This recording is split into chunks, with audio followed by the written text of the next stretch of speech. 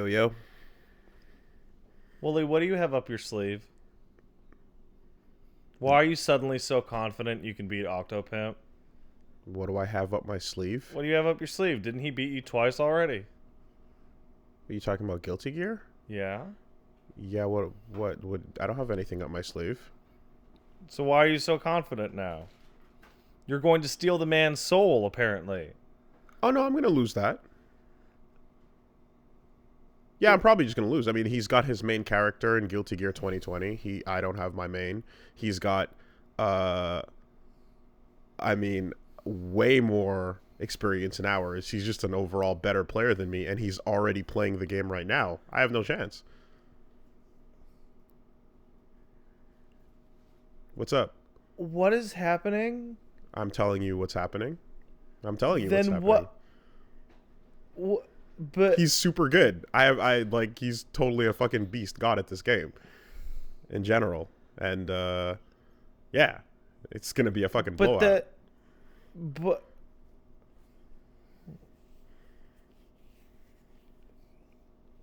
Problem? I'm a little confused.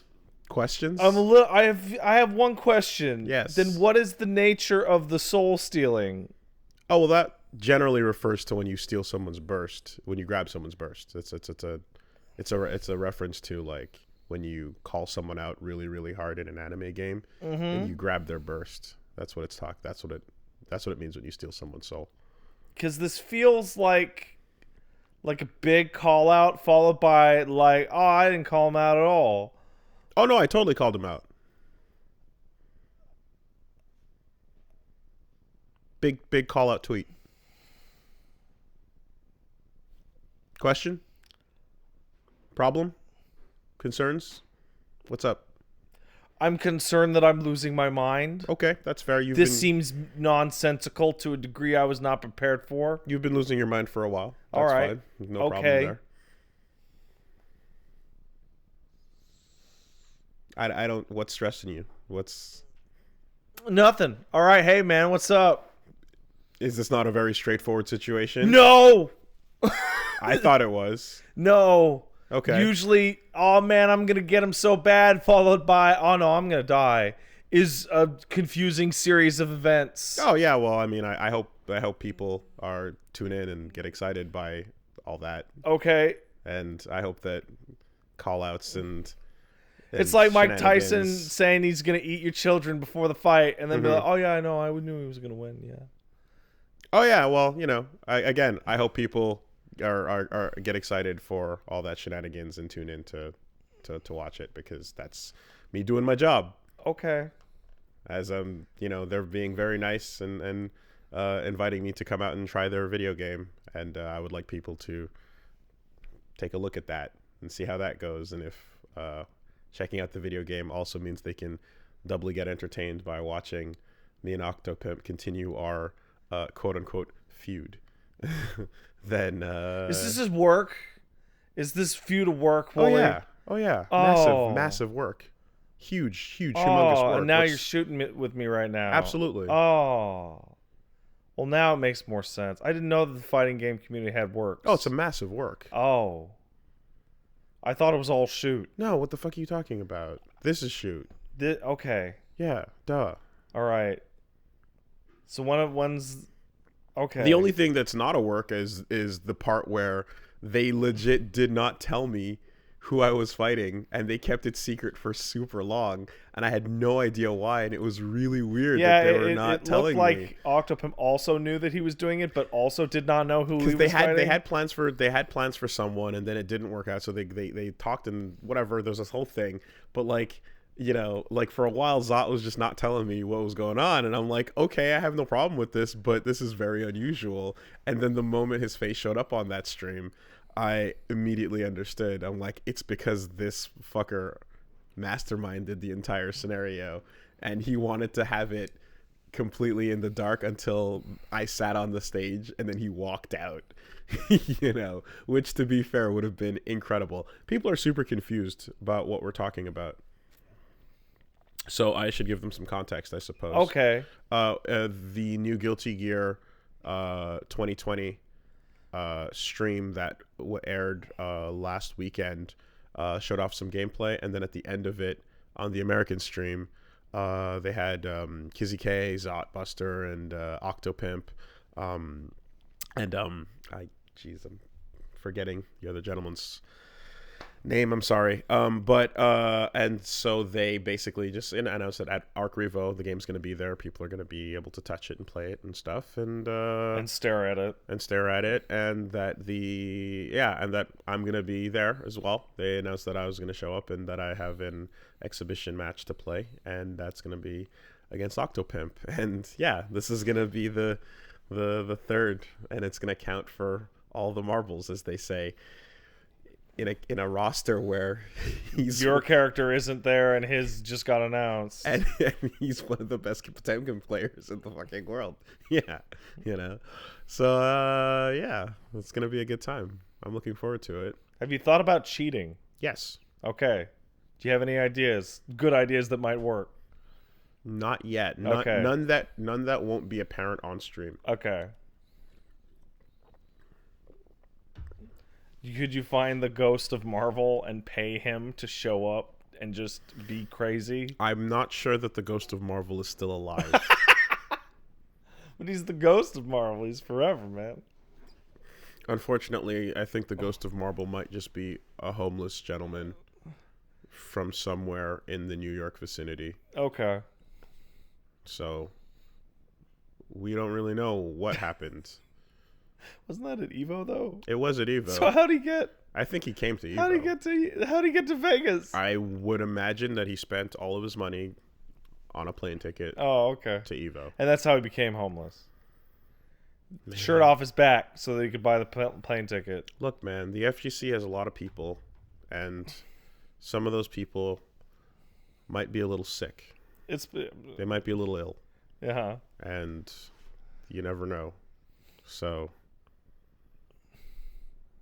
Yeah, I can't tell you. Okay. But I'm not about to put him on my payroll, if that's what you're suggesting. All right. That seems like a bad idea. Who knows what's going to happen? Who knows? I do. Yeah. Why don't you just try really hard? Yeah. Yeah. Is it maybe because of the face you're making right now? What? What face? What are you talking about? It's an audio podcast. Mm-hmm. Like, I'm at this point, I actively want there to be more cards stacked against me. Yeah. Because the fact that he literally was, like, sitting there as his character was announced, and then announced me, and then also... In that order? And really? then also previously, like, beasted me, and also... is currently there playing the game already. That one seems particularly unfair, actually. So at this point, I just want there to be more. They should send you a dev kit. I want more. I want extra. I want there to be I want Daisuke to be like on his DMs just taking suggestions for what he can do to pot. Hey, do you want Potemkin to have like this or like this? Mm-hmm. Oh, okay, we'll give them both. Mm-hmm. I want more stacked against me. Maybe even hand me like one of those. Somehow they retrofitted an old bad N64 controller. Yeah. With the guts of a PS4 controller, and they're like, you got to use that. You use this, and the stick's a little wiggly, so you know. It's one of those like the plastic bad ones where it kind of wobbles to the side. Yeah. One of those ones. That's what I want. You want pre-built Johns? You want Johns built into the scenario? Not Johns. No, Johns, because Johns implies that that's inaccurate terminology. Okay. Johns implies that if it were not for these circumstances, I would have won. Well, there is no part of this where that is a qualifier. I have a version of that could work, which is like, well, you know, if you weren't so good at the game. Yeah, but that's so won. that's so. I don't know, I've been reading broad. A lot of scrub quotes lately. It's yeah, good that's stuff. so broad. You know what I mean? Johns implies if it were not for these hurdles in my way, I totally would have beaten you. You don't know and that. That is not even remotely. See, but you can say that now because the bell can't be unrung that he played the game before you. So you just be like, well, if you never got to. Yeah, but that's not. I'm not saying that his skill is an unfair I'm advantage. so baffled by the level of call out before, followed by the level of non call out here. Oh, because it's Don't get it. it's fun and exciting, and everyone's gonna enjoy that. So, big call out tweets where no one's gonna hear this. But people hear this. People listen to this podcast. Some do. This is a popular podcast. Yeah, some do, but some won't. Oh. You know. Do you guys like to listen to our podcast? Yeah, so yeah, big I'm a beat his ass. Hardcore. Bookmark this tweet, I believe I said. Or screenshot it maybe? Or No, I said bookmark this it? tweet alongside the date of the event, which some people still unfortunately get confused in making a couple of like meme photos, which hey, meme photos, right?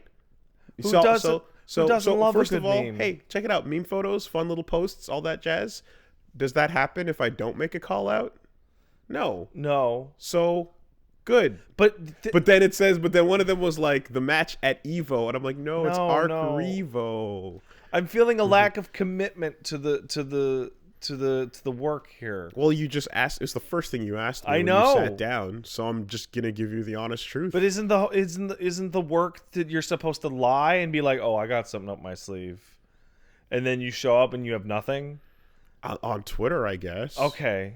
I will continue to. I will continue to put forth extreme braggadocio. I'm gonna point out that people can see both of these parts of social media simultaneously. Well, that's okay. Okay.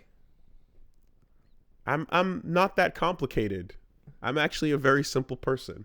Oh man. Some might say too simple, but this is where we are. And you know what? Based on the way that went down after I tweeted it, when I was like, okay, I need to formulate a really good response because after that announcement, like, yeah, it went over. People loved it. Shit went left and right. And then everybody was, finding their best clips of someone getting their ass absolutely blasted out. Some of which are unbelievable. And then they've overlaid my face, and then they've overlaid Octo's face, like name or face, on the blaster, and I was the blastee. It's fantastic. But what if you win though? Then this becomes fantastic. This becomes awesome. All of this preamble becomes wonderful, But I mean, as far as just raw facts go, who can't see what's up? Well, now I have more context for the world around me. I feel dumber than before, but smarter than I am. This is how it goes. Okay. Well, what have you been up to, man? Well, I just got back from Calgary. How's Calgary? Calgary was colder than Montreal. Of course it is. I didn't know that. Oh, you didn't? I've never been there. The prairies are the coldest cities in the country. I've never been there. They're the coldest cities in the country because the wind on the flatland. Yes, there's just nothing stops it, so yes. It hits like -60. So we had got them Rockies around us. That was cool. Yeah, mountains are cool. Yeah, I was like, that's a nice horizon. Yeah. I mean there's a more interesting part of the country right over those rocks. Mm-hmm. I've only I've been there once. Last when I went to Japan, I flew to Vancouver and like jumped from the airport immediately into the plane. So, but I've never actually touched down anywhere further west than Toronto. Yeah. What's the cowboy hat situation? I didn't see any, and I almost brought mine, but I decided not to. Also, I needed my luggage space because I was bringing a full setup, including a monitor. So, really? Yeah. So, because the problem why are you bringing a whole monitor out there? Because you can't trust these hotel TVs. Yeah, you can. Right? There was an era early on where it was like, okay, you'll probably be able to get your HDMI in there, but who knows if you can get to a source button, right? And if you can't get to a source button and it's not auto set, that's going to be garbage. And then secondly, the lag is abysmal. Oh, it's not good. It's awful, unplayable in many cases. So you don't know what you're dealing with. So most people at this point just bring a small monitor with them.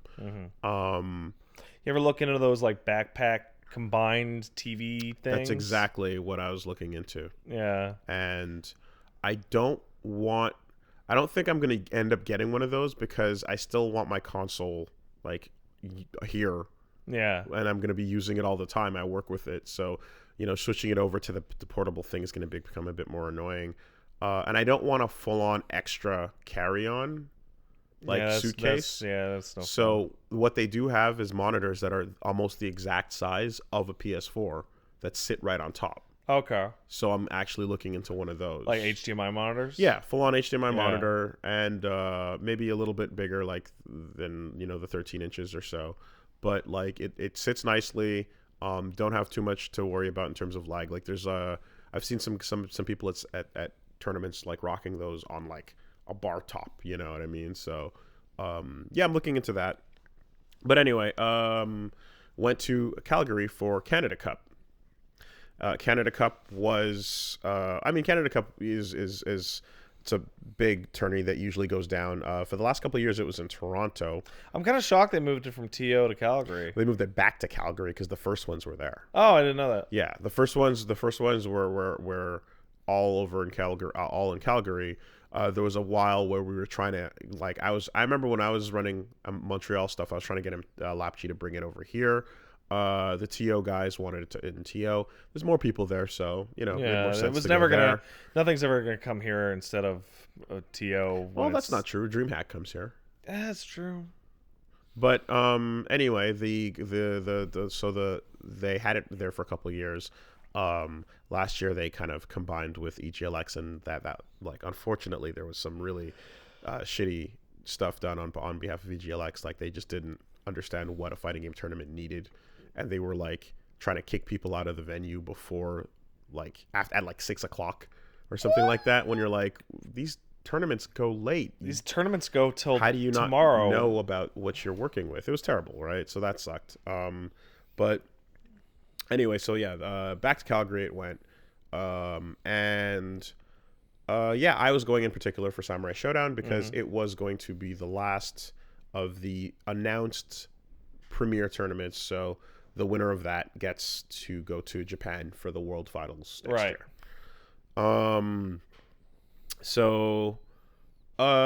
That is a pretty big incentive. And I guess here's the part where I'll say, since I'm going into my week, this is me going to a fighting game tournament, so I'm going to be talking about fighting games. And if that is boring to you, then I think you might want to skip forward.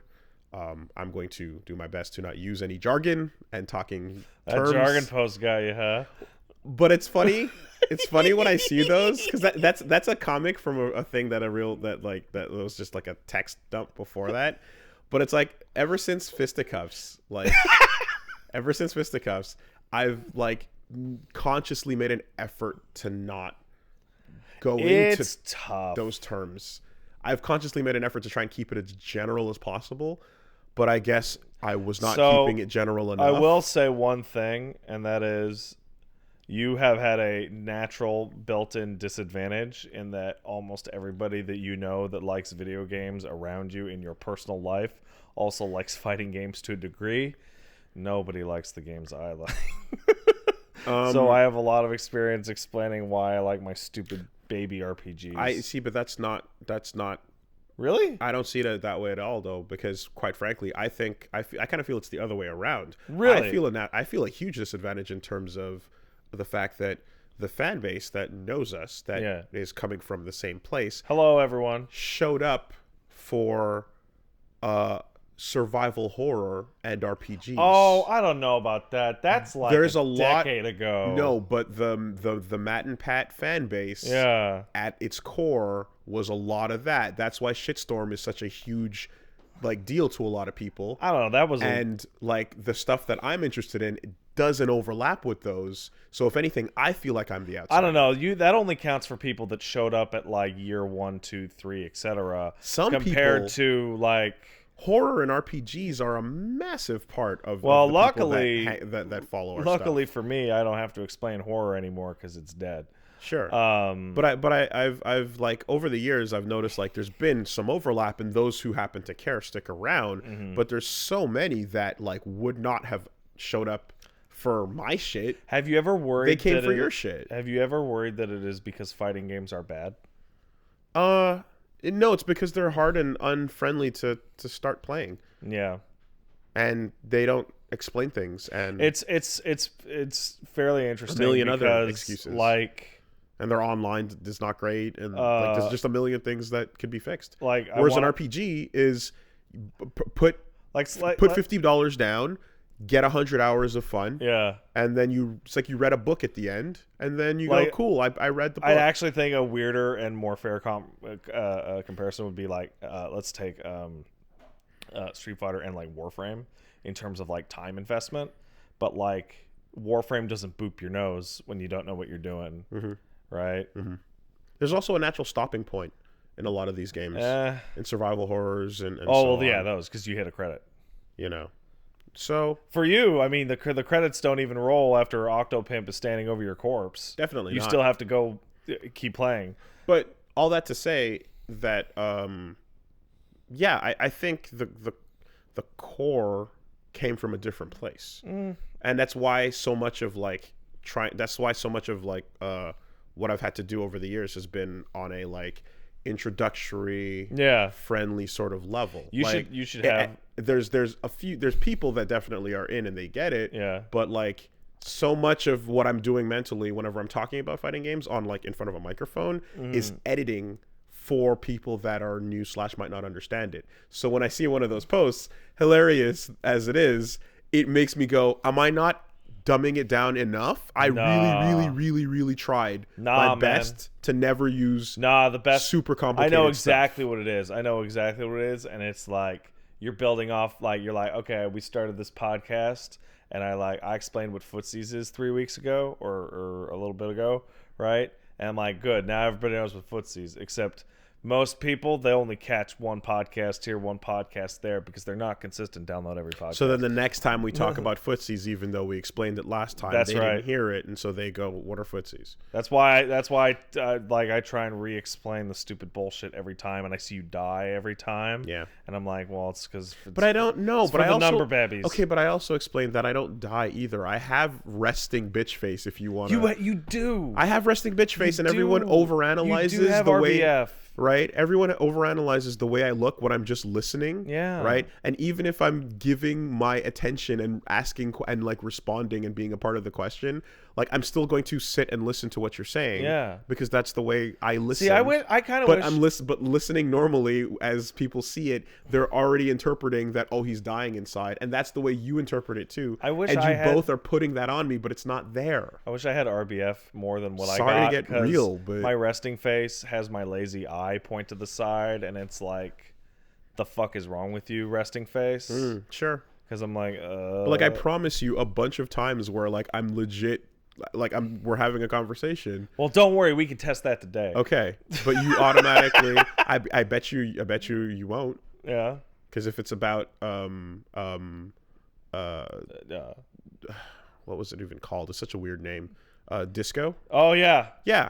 That looks great. Yeah. I'm super in and interested, There's and I want to play time to talk for that. Okay. Alternatively, no truce with the furries. So no, Wooly's not going to be dying inside on that because that game looks fantastic. I can't wait to play it. You should play it. I'm going to. You should not play it in any professional capacity. Well, that's the problem. Right? It's a hell of a lot of reading, and I need to figure out if that's even feasible. You want to have like 5 people if you want to do it, and it's like 45 hours long. Or it's like you don't read it out loud; you just read it in your head. Yeah, I floated that suggestion. People didn't like it. People want to hear the voices. Yeah, because you can't minimize it if otherwise. Yeah. Right? No, you can't. Oh man, that'd be really hard. But it looks. We'll get to that in. You know what? Fuck it. Let's just get to that right now. It looks so good. Okay, though. Disco Elysium came out. Disco Elysium is a disco RPG that takes place in a fake South America, Brazil.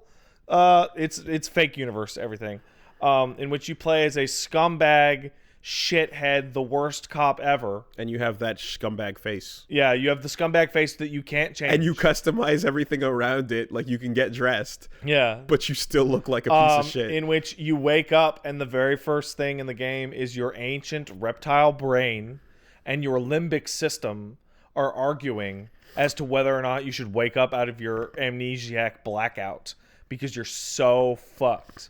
It is It's not an RPG. Stop calling it an RPG. It is absolutely an RPG. It has dice. It has literal dice. What are you talking about? You know what? One guy? All right. So this is going to follow off anyway as a relatively appropriate thing in terms of what people argue about genre, because we argued about genre last week with Indivisible, right? Probably the week before. Was it the week before?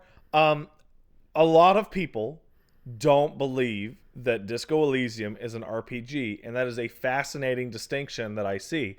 And the reason why that belief exists is because the game has zero combat. It has no combat. It does not have a definitive combat system. I didn't know that. It has zero combat. That's crazy. Of any kind. What it does have is conflict. Yes. And it is a role-playing game in a form of double entendre, because there is I don't know if you remember a weird argument that people had about Dungeons and Dragons when 3.0 came out. I think you fucked around and looked at least read 2.0 stuff back in AD&D back in the day, and it was like fucking dice up the ass. It was fucking crazy. So I never played it, but my friend who did was giving me the rundown on how complicated it used to get. Yeah, it was fucking crazy. We did play a game where I had a character sheet with all the expanded numbers. Yeah. Because you didn't just have the stats, you had it was like a box. Yeah, it was a lot. It was a lot. It's where Thaco came from and all that shit.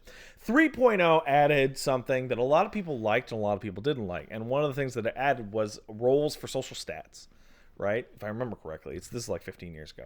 But basically, people would make fun of 3.0 by calling it a role-playing game in that it would be ROLL. Yeah. In that all you would be doing is rolling dice to see if you convince the guy. Rolling dice.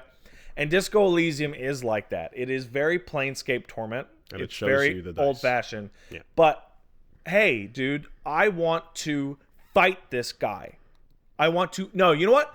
I want to fight this child. Something that occurred.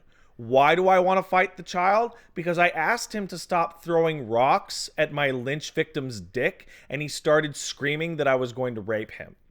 So I decided that I should fight him. What do? I don't go into a combat system. I don't, a grid doesn't show up like in Banner Saga. Real time with pause doesn't come up. It just says physical instrument, dice roll 48%. Click it. You see 2 literal dice roll. Yep. Boxcars always wins. Snake Eyes always loses. Mm-hmm. And whether or not you pass or fail, you either punch that kid out like a bitch or something else I don't know because I didn't fail the roll. That's the combat. And because it doesn't have combat and because it is all talking to people, people are saying it's not an RPG, it's a visual novel, or it's a walking simulator. I think that distinction is ridiculous because the game's focus on stats and character building is so absurd. So I'm going to back up a little bit. I would hear an argument that, like, if someone who's played a game, an RPG, if every RPG someone's played has had combat, that the absence thereof would be questionable. Yeah. I'll hear that because I also didn't expect anything like the Indivisible discussion we had. Right. So, and this is the literal opposite direction. I was educated as a result of that. So you've heard of Planescape Torment, I assume. I have, and I found it, and I find it funny that, like, again, when we're talking about audiences in this discussion, you can throw out a reference like that and not really have to explain it. Yeah, because the people listening. But if you talk about Fatal Fury, for example, which I think should be a common reference, then I have to explain exactly what a super desperation move is. So Torment's a classic. The writing's incredible. I know You know it, actually, come to think of it, because you were Love laughing about that fucking dialogue. I choice. love that one amazing choice. Yeah, that fucking 13 thing, and it's the raddest shit I've ever seen. Truth, and then the same options as lie. Not even that one. No, that's not the one I love. My favorite thing ever is what is the nature of a man. Oh, no, that's what I'm talking about. Okay. Because there are two there at the bottom that are the same answers, but they're lies. That's amazing. Right? So the thing about Torment is that the combat sucks shit. This is Torment. Like, you wake up as an amnesiac, you find a fucking smooth person who knows the general layout of the beginning is very similar. But they said, nah, fuck the combat. You find the Keanu Reeves. Kinda.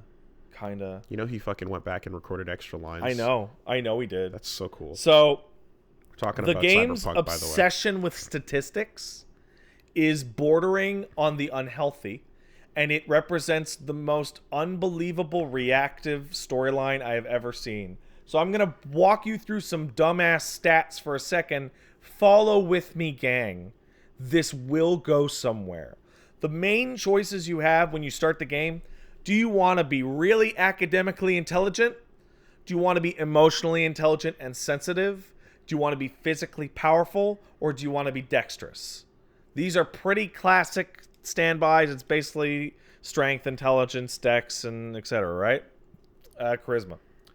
Within those attributes, you have 24 derived statistics that determine everything about how you check every single interaction in the entire game. And every interaction has a check. Every single interaction. So these range from rhetoric to logic to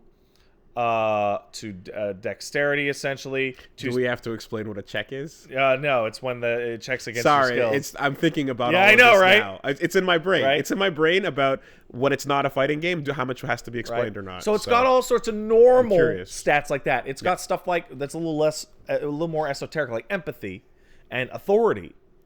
And then it's got really weird ones like Inland Empire, which is your ability. What is that? Inland Empire is named as the kingdom within yourself. It's very Lynchian, and is your ability to see beyond the plot and involves such things as talking to your tie to get information or interrogating a mailbox. So, like Dale Cooper from Twin Peaks. Canadianism? No, like fucking Deadly Premonition, Twin Peaks shit. Oh, okay. Like, you use nonsense magic bullshit. Okay.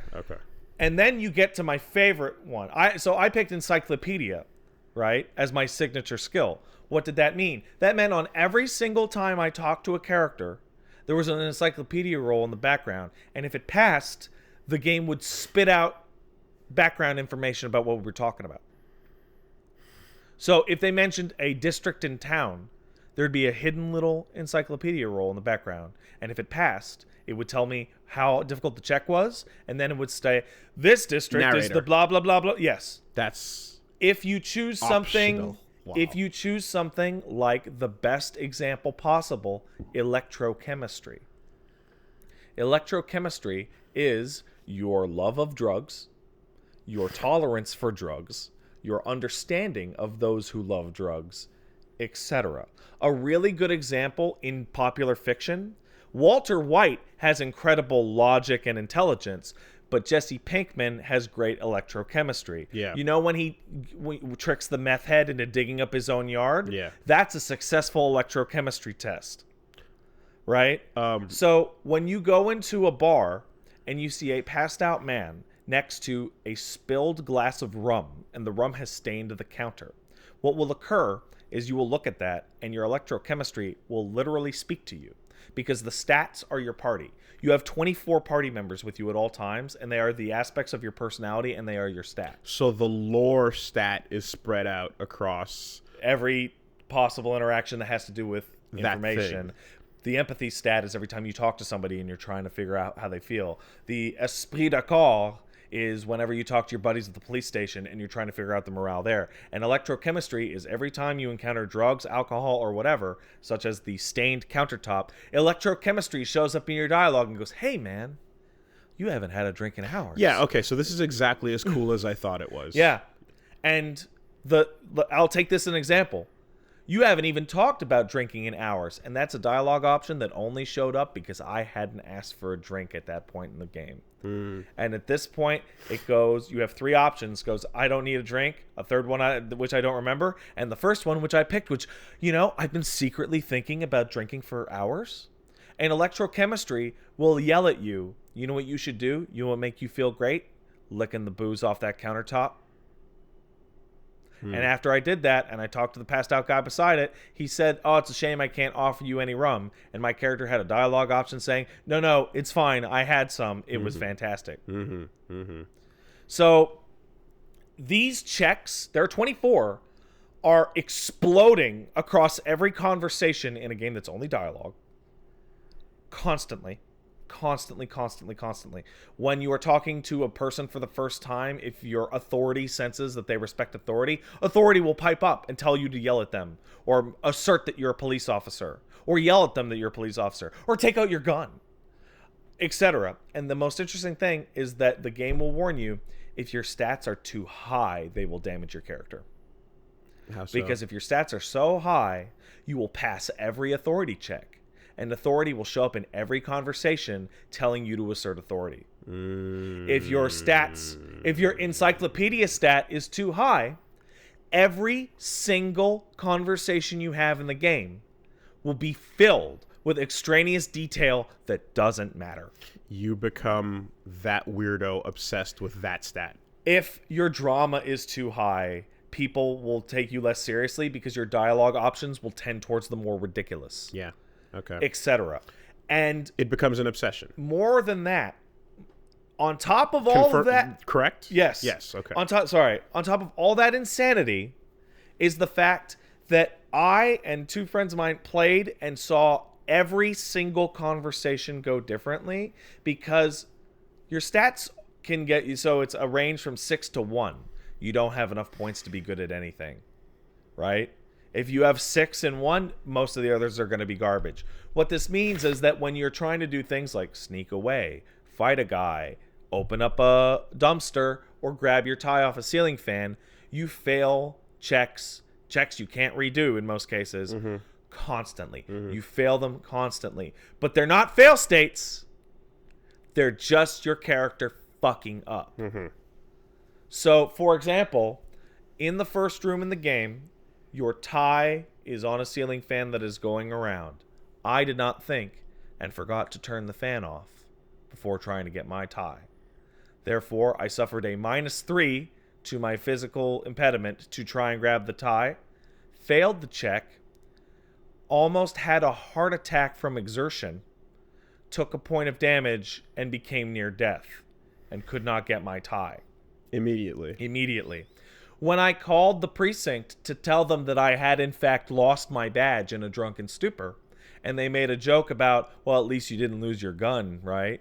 And then I realized that I had in fact lost my gun, I had to pass a saving throw to not take a morale point of damage from humiliation. Yep. As my precinct laughed at me. Okay. Your character is so strung out and drug addicted that when I kicked a dumpster because I couldn't open it in anger, I took a point of damage, had a heart attack, and died. Okay. Within the first 2 hours. How's save system? Constantly in classic. Okay. Autosaves, and then just classic save whenever you want. So there's there's no combat, but you can die all the time. All the time. So so depending on your stats, you have either more health or more morale. Morale is even more interesting. If your morale hits 0, your character gives up and goes to live under a bridge, and that's the end of the story. Okay. Yep. And so you're just a shitty old man. Here's one more dialogue system on top of that. The idea system. Say, Wooly, I start the game and I'm a drunk piece of shit and I don't have any money to pay my rent and I'm going to become a hobo. And I talk to people about becoming hobo. I may unlock the idea hobo cop. You then equip the hobo cop idea, which decreases your, I think it's your authority because you're a hobo. And once I've internalized that hobo cop idea for a few hours, I will become a hobo cop and gain stat benefits associated with being a hobo cop. You could become a superstar cop, a sorry cop. I had someone on Twitter mention to me that they were not paying attention when talking to someone who was complaining about a certain group of people and accidentally unlocked the advanced race theory option in the thought menu. Wow. That if you equip it, turns you into a white supremacist. So hold on. the thought menu is They are unlockable skills that will benefit your stats, but also think of it as a job system for losers. and it's your mind. Yeah. And whatever you equip is going to What you think you are. over time, and it'll further commit to those. There's a good one that people like to use for an example is when you're arguing with your reptile brain, one of the options you can pick as to why you're blacked out is because you're a superstar cop. Like, like a Starsky and Hutch or whatever the fuck. Yeah. Now, this is nonsense, and you're actually a piece of shit, and you smell. And the item descriptions of your clothes state that they are covered in piss and shit and cum. Mm-hmm. But you're a superstar. What does this mean? It means that once you fully internalize being a superstar cop, you will gain the stat limits on some of the things like authority and all that will go higher than they would otherwise. But you take a permanent debuff to -1 to logic because you're not a superstar cop, obviously, and you are actively deluding yourself every moment. So the game provides you with the truth, and then you are allowed to interpret it in different however ways. you personally desire, And based on whatever you go with, it'll start pushing those ideas. Yeah. However, like the truth will not change. Yeah, the game is That's amazing. That's incredible. The game it is looks also really, really, really good. Incredibly hilarious. Yeah. And I was playing hoping to fail scenarios. And there's an early one that shows this off really well. I didn't have the money to pay my rent, so I chose the sneak away, despite the fact that I was in an empty bar, and I attempted to sneak away. Your character, upon failing the sneak check, starts sprinting, jumps, turns around in the air, and flips double birds at the bartender, and then crashes into an old woman in a wheelchair. Mirror's Edge. A little bit. Beautiful. Which led to a sequence that was unique to that series of scenarios. Yeah, I was reading about how it took them like 5 years of just putting all these... Apparently it was written by a novelist. Sure. Which you will believe. Yeah, putting all these branches together. It's... Looks like, incredible. It's the voice acting that is there. It's not all of it. It can't be. Is incredible. The look is like watercolor, like it's hard to say, like hard watercolor, like a lot of sharp lines.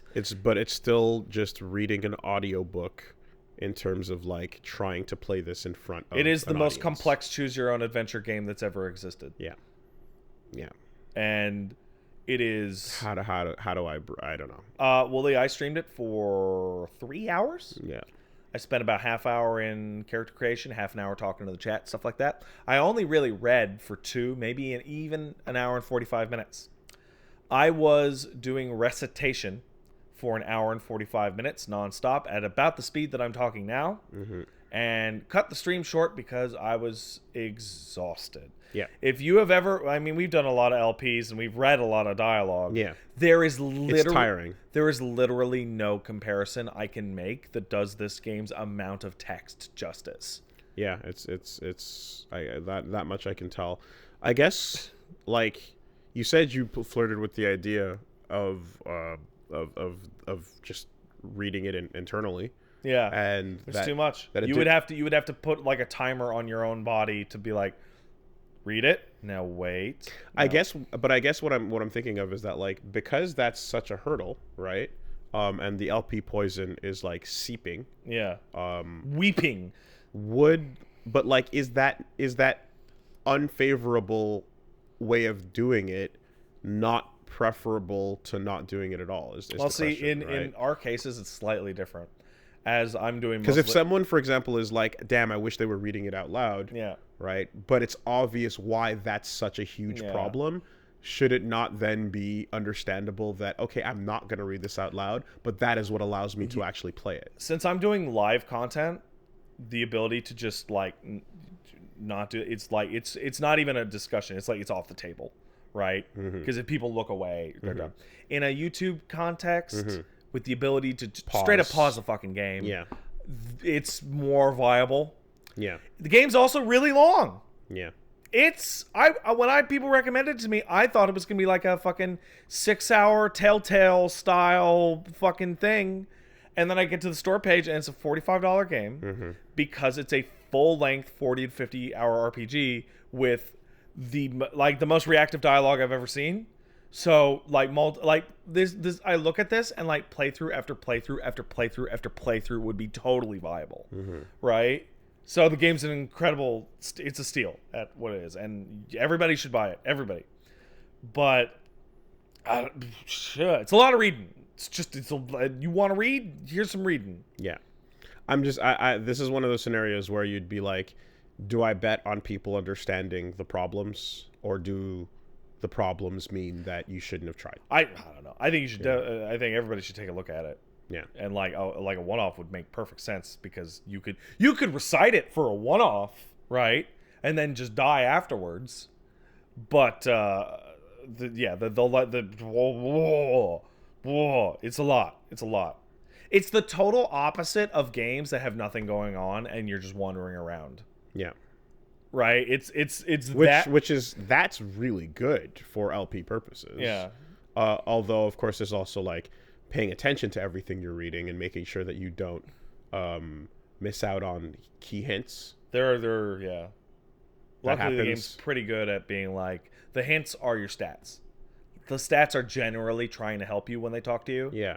But like, do you ever end up in a room after someone said, go in that room and something, and maybe something, and then you missed that maybe, then you just stood in the room and went, why am I here? In the 2+ hours I played, I only went into 3 rooms. Okay. So I don't know how to. I do want to give the game extra super good props on top of that for the incredible quality of the writing.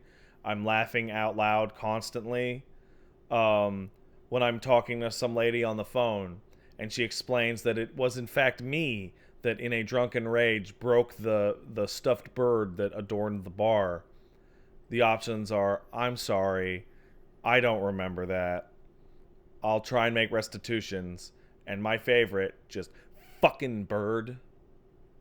Just fuck it. Going out into the back and seeing Kuno, a 12-year-old on speed, screaming at me that I shouldn't get on him with that book learning shit, and his sister yelling at him to escalate and to yell at everyone that I'm digging my dick out of my pants. Like, did not expect the game to go in that direction. So that's the other bit, right? Where it's like, even if you do miss something or you bumble into something different. You bumble into different, and that's also really good sounding as well. So yeah, it's funny because like while having this discussion, I was kind of like, I was curious to see. I was like, I'm waiting to see if anyone's going like, yeah, just go for it anyway, or if I'm like, no, don't do it. You fail forward on this one, and people are silent on whether or not like that's a worthy endeavor. Seeing people have this because clearly everyone is uncertain, at least in chat at the moment, as to whether or not it would be worth it to go into it, but not read out loud. In the upload thread for like the comments on my stream upload and the little Reddit thread when the thing goes live, same argument. People going like, well, no point. I hope Wooly or Pat do this. Yeah. Oh, but I can't read all the dialogue. No, they really should. Just take their time. It's like, no, you can't. Yeah. This is why I think there was one guy who's like, this game is why I don't think streamers or LPers should read all the dialogue, et cetera, et cetera. And it's like, oh man, there is absolutely no agreement on this whatsoever. But you should play it for yourself at the very least, because it is nuts. It is fucking sick. What about getting some sort of robot reader to read the dialogue like this? I don't know if that would be possible. Welcome to Disco Elysium. Press start. I still think it's really funny that the game was called No Truce with the Furies, and then everyone kept calling it No Truce with the Furries, and then they changed the name to Disco Elysium. Really? I like the last name. Yeah, well. Oh, and it's called Disco Elysium because your character is disco. Despite not being in a disco time period, your character is a total asshole and is rocking disco mutton chops and the spirit of disco in his heart. No Truce with the Furies sounds way cooler. Yeah, well. Damn. Well, if you have an opinion on whether or not dialogue, well, no, but if you just ask that, then the only people that want to see it will even bother responding. People who don't want to see it won't just say anything. Yeah, it's sample size. Sample size is not going to work. Yeah. If my interest is going to determine whether or not you even interact with that. Yeah. Maybe if I just made like a poll on Twitter and then threw it out there, then like if you were encountered with 2 button clicks, you might choose one or the other. Fun fact about polls on Twitter, gang. Not legally binding. Yeah, no, not at all. But yeah, maybe I'll just make one of those and see what people think. But like, I don't want to assume that you can't like. Do you bet on reasonable or do you bet on unreasonable, right? And that's the trouble, because there's so much here that I think sounds fantastic, and there's so many clear hurdles, and I think that like sitting and reading is going to be tricky, but will the payoff be worth it? So yeah. Anyway, the length is always the issue too, but there you go. So yeah, that's cool. Length is always an issue. Yeah, I assume you're. I mean, that's not a problem you're running into with Outer Worlds, obviously. So no, well, Outer Worlds is voice acted. Yeah, like just top to bottom, almost every single thing. The only thing I'm reading in Outer Worlds is like diaries. And like, a fucking text log, computer logs and shit. And those are fewer and far between than they would be in, say, Fallout even. Yeah. Don't do it, Wooly. Do it. Yeah, there. Shut up. There it is. Do it, you pussy. No, don't do it, man. It's ridiculous. Bring Reggie and Min. Min would not follow any of that. That would be a really not great idea, guys. Let's be real. Unfortunately, I think it would fly right over his head. Come on. We know this. Anyway, yeah, I don't know, who cares about me and my dumb Canada, like, what at that point? That sounds fascinating. That sounds interesting. Like, I don't know. That combo broke me talking about. Oh, I'm sorry. Games. I didn't. No. I wanted to know about it, so that's totally fine. Does that like? I don't know. How'd you do at Canada Cup? I got 9th. I lost to at the pool finals. I still haven't made it out of pools, guys, because the pools were to exit to top 8, and I fought the top seeded player, I fought the top seeded player in my second round, and the OCR. He's super good at fighting games, and it's interesting because when I played casually against him, and I played casually against Alex Valle, and I played casually like against other people the weekend, and I was like, I'm doing pretty all right. I'm doing okay. This is not complete wash. I'm in there. And then in that set in the tournament, Andy OCR just completely made the hardest reads, and it was crazy how good he was. So I lost pretty quickly there. Then went through the losers bracket.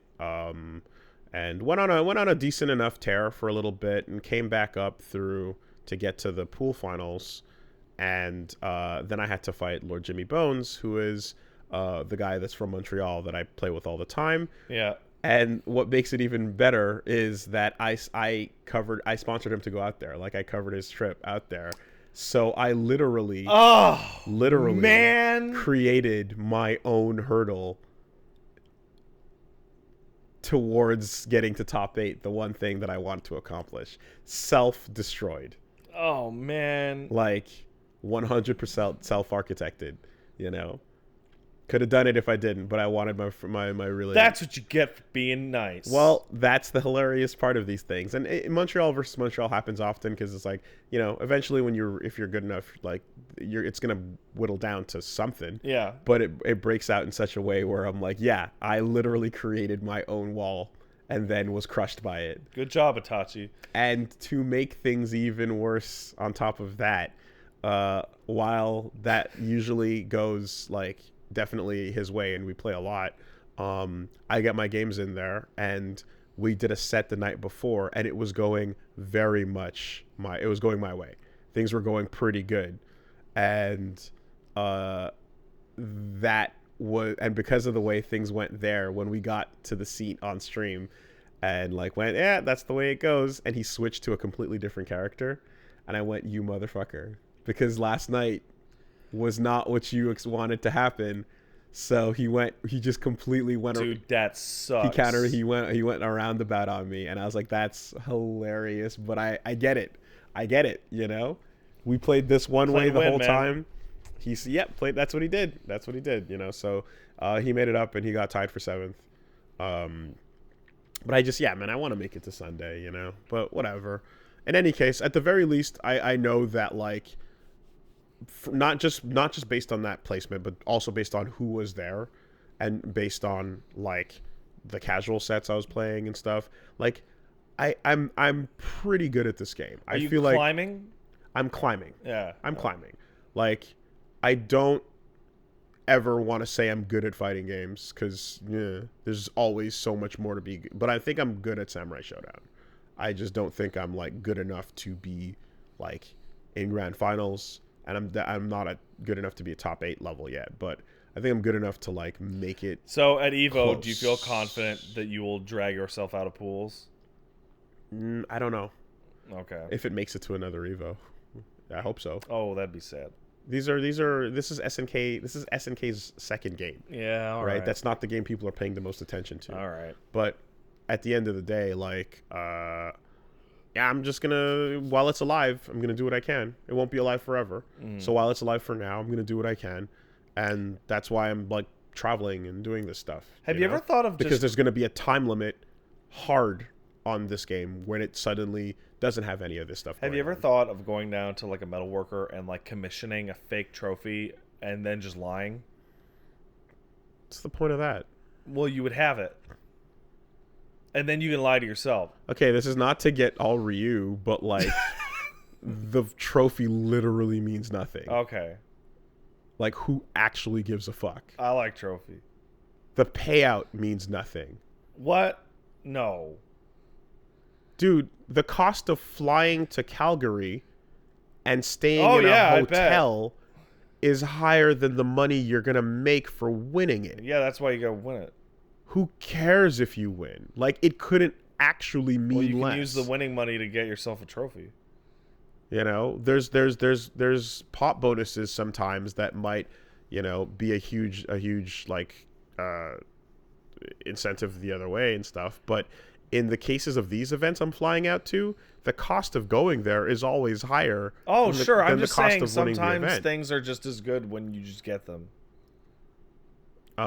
So yeah, I'm just trying to do my best. Wooly, why doesn't this count as you saying you're gonna take it serious / go pro? Going pro in my brain means trying to get sponsored. Going pro is like make a living, making it your career, right? Yeah. The term going pro is so absurdly far from what I think I'm doing right now. Wait, Wooly, are you not a pro gamer? That's funny, right? I'm a professional talker over video games, and I'm professional at bumbling and like not delivering quality pro bumbler gameplay, right? But the idea of going pro in your head versus what it actually means in this context, like is very divorced. You're not calling up Razer and being like, "Hey man, sponsor my trips. Get my jersey with my tag on the back and then all these sponsorships and whatnot." Yeah. Like that's so far from what I'm doing. I'm entering a free for all event, right? I'm going to where these events are happening, and like I know that from just playing it in your house with your friends or online. And then, like, I know there's a huge gap. There's a huge difference, a gulf between that spot and going to these events, right? And even there's a spot in the middle, which is the meetups. Yes, right? And even traveling, I know. Yeah. But what you might not see is that the difference between what that spot I'm describing and then actually being a professional, like, fighting game player is also a massive chasm. Oh, yeah, it's a chasm. But you can't see that one. You just see the one where I'm traveling to the events and you think that might mean going pro, which it's not. So I'm sorry to say that's just not the case, guys. It's not a very pro gamer move, Wooly. Right? I hope that makes some sense, right? Playing on a professional level. Yeah, there's a huge difference between the two. So it's tough to explain, but from 1 to 95% feels about the same distance as from 95 to 100%. Yeah. And that's the hardest part to get across when, like, people are really excited when you're on stream and they're like, man, I hope you make it. I you're got like- just good enough at Third Strike to understand just how far away I was. Like, You know, when the end result is binary. yeah. Right? The end result is binary.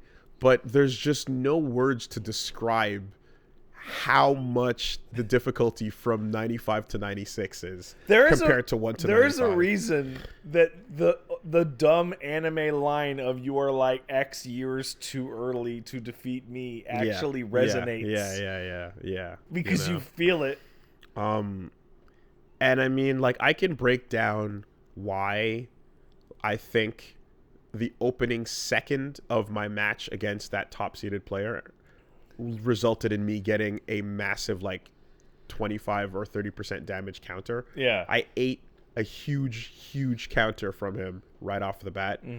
But it doesn't matter. The point is that, like, he was able to, like, make a hard assessment on what type of player he thought I was, and he was correct. Yeah. You know? And that's the part that takes time. Yeah, it's based off, like, looking at you, looking at the 1 second's worth of whatever, and then just feel, and I just, guess. Like, yeah, like, you see them, how they play for a round, you watch how they play a couple other games, and you go, okay, he tends to do this, and he likes to do that, and that fits him into this category of player, right? Yeah. Whether that means you're always rushing in and attacking, whether that means you're standing back and blocking a lot, or whether it means you are playing somewhere in between, right? Are you the kind of person that will take a lot of risks, or are you the kind of person that'll be more safe and conservative? It's like poker, right? Yeah. And so making an assessment on what the kind of player you think you're fighting and being right is huge payoff, especially in this kind of game. So it reminds me of back in the day. There's a scrub level equivalent of this feeling. And it is back when you were playing with your dumb buddies in alpha or whatever. And it's the final round and your buddy has full meter and you're like, he's going to do a fucking level 3 super at the instant the fucking round starts. The fucking millisecond. And you jump. And sure enough, that shit goes right underneath you because you were right, and then you get a huge lead right away. Oh yeah, or like it's just hilarious. I mean, so that there's an entire like thought process you put towards, like, desperation. Yeah. Right, because you can see as someone gets lower and lower in their life how they'll increasingly be willing to take a big risk and throw something crazy out there. Yeah. And in this game, like I said, there's massive rewards for it. So yeah, especially in Sam's show. Right. So when you read the exact moment that the person panics, in some cases, it'll be the moment the life bar turns from green into orange, which means you're about to die. Yeah. Right. And this is the point where soul stealing that I referred to earlier comes into play, because that's the moment where someone goes, oh no, and then hits the burst, and you go, that's when I'm going to grab it, because I knew you were going to do it right there. Yeah. Right. So anyway, yes, that was jargon free. It was. Okay. I was listening and I'm like noticing that you were explicitly avoiding. You said hard assessments, and I'm like, oh you. Well, a burst is what happens when you get the guy off of you for free once. I don't know. I felt the context clues helped that. I hope so.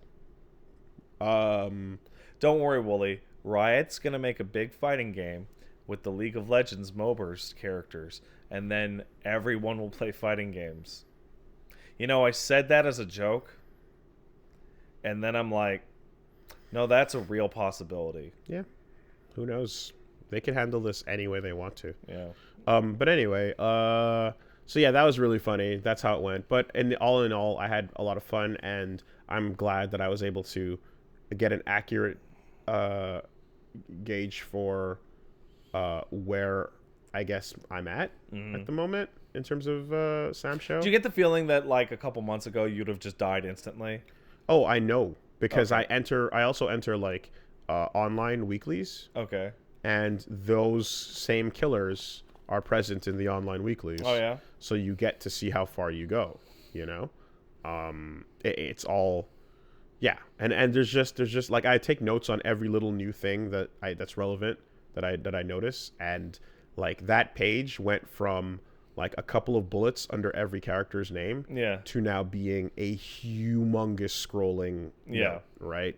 So like my Darley Lab page is like tripled if not quadrupled in size, so that means that's how many more things I'm thinking about in each matchup. It's actually interesting to see like the versioning over time of the document, because it literally is a physical like representation of like how much your brain is trying to, because it goes from something simple like don't jump in on blank to not under this situation to every other thing, small right? variable. And then it becomes like you can jump in after this but not after that, and then if you see this then absolutely jump in, but then try to fake it sometimes, which gets way more complex than just don't jump in.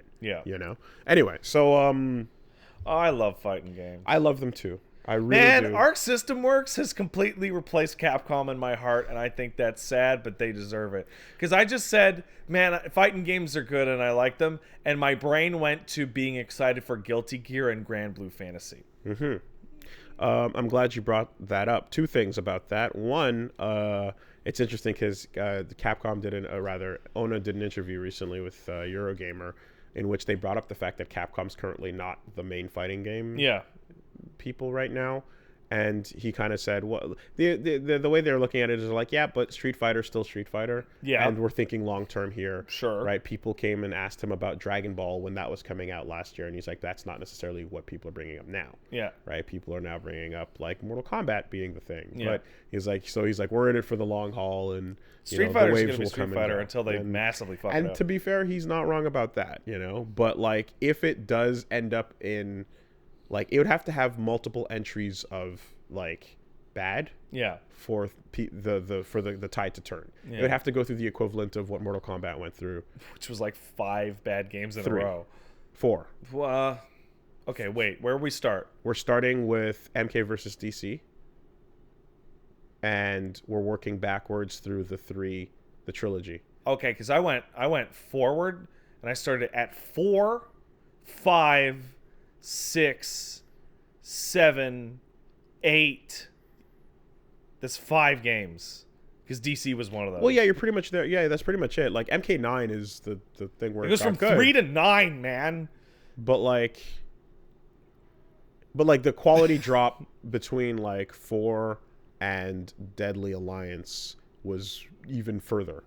Yeah. So, and there was anyway. Whatever. Man, that first cutscene Deadly Alliance is pretty good though. They kill Liu Kang. Oh man, the point is there was 3 or 4 bad Mortal Kombat games in a row, and that just completely turned the tide. It made everyone feel the way they feel about Terminator as a franchise. Oh man, right? Good poll. Terminator currently sitting on the shelf, probably forever, but nothing's forever. Yeah. Right. Everything comes back after a decade or 2. The interview in which the guy talks about how Terminator's a dead franchise because they've ruined it so thoroughly ends with him saying, yeah, well, they'll probably reboot it in another 5 years or something. And you're like, how is it dead? That's not... What the fuck? Because the people who buy it and the licenses get passed around, and then the IP gets passed around, and then whoever buys it next goes, okay, I've got it now. Time to do it. And it's like, if McG couldn't do it, then how are you supposed to do it? Right? The worst part is I'm hearing Dark Fate isn't even that bad compared to all the other clunkers. Yeah. But it's still like... It's no T2. No one... Yeah. Unfortunately, that's the problem with the franchise. You're competing against one of the greatest movies ever made. And you're there, and you're trying to recreate them. You're not going to do it. So, anyway... and for its credit, people are pointing out that Salvation was the only one that didn't just try to recreate. Yeah, it was weird. The others, it was definitely weird, but it was still awful and stupid. Yeah. Anyway, I'll never forget you losing your mind at that Valve the fucking valve handle in the Terminator factory. Or the power of love. Yeah, well, the power of love too. You know. Or the clothing. Yeah. On the T100s. You know. Whatever. Don't worry about it. So yeah, all that to say that you know, that's the kind of case Street Fighter's in. But you brought up Grand Blue Fantasy Versus, and once I was out of Sam's show, I just sat down at that booth. Yeah. And I played Grand Blue for the rest of the weekend. Yeah. And I have I really get how that game is going to play out. And I had some really good sets with Esteban, who was on my stream yesterday. And is that a good video game? Yeah. Grand Blue Fantasy Versus is a lot of fun. There's a lot of details it has that are kind of crossing over into like, okay, you can do normal inputs, right? You can do like a quarter circle forward motion to do your fireball. Yeah. Or you can just press forward and fireball button. Really? Forward and special button. Uh-huh. But if you do the version that is like there's a cooldown after you do it. Yeah. Right? So if you do the input where you do quarter circle forward and punch, that version, the cooldown is much quicker than if you were to use the shortcut button to do forward plus fireball. This is like splitting the difference between like a regular fighting game and like Smash. It is, right?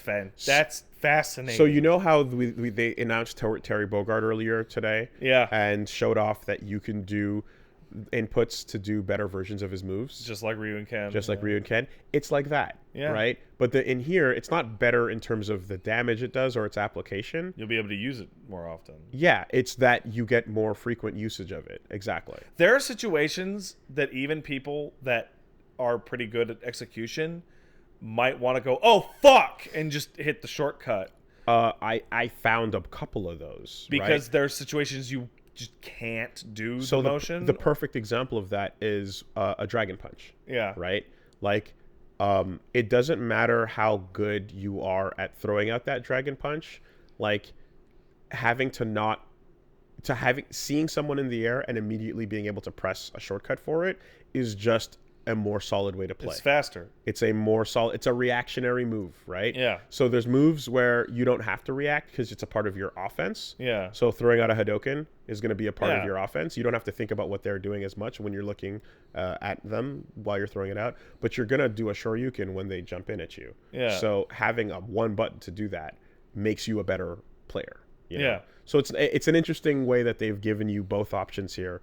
And if instead you use that Shoryuken to catch their anti-air as a read, you'll have it back very quickly instead of your react. Okay. Yeah. That's, hey. Yeah.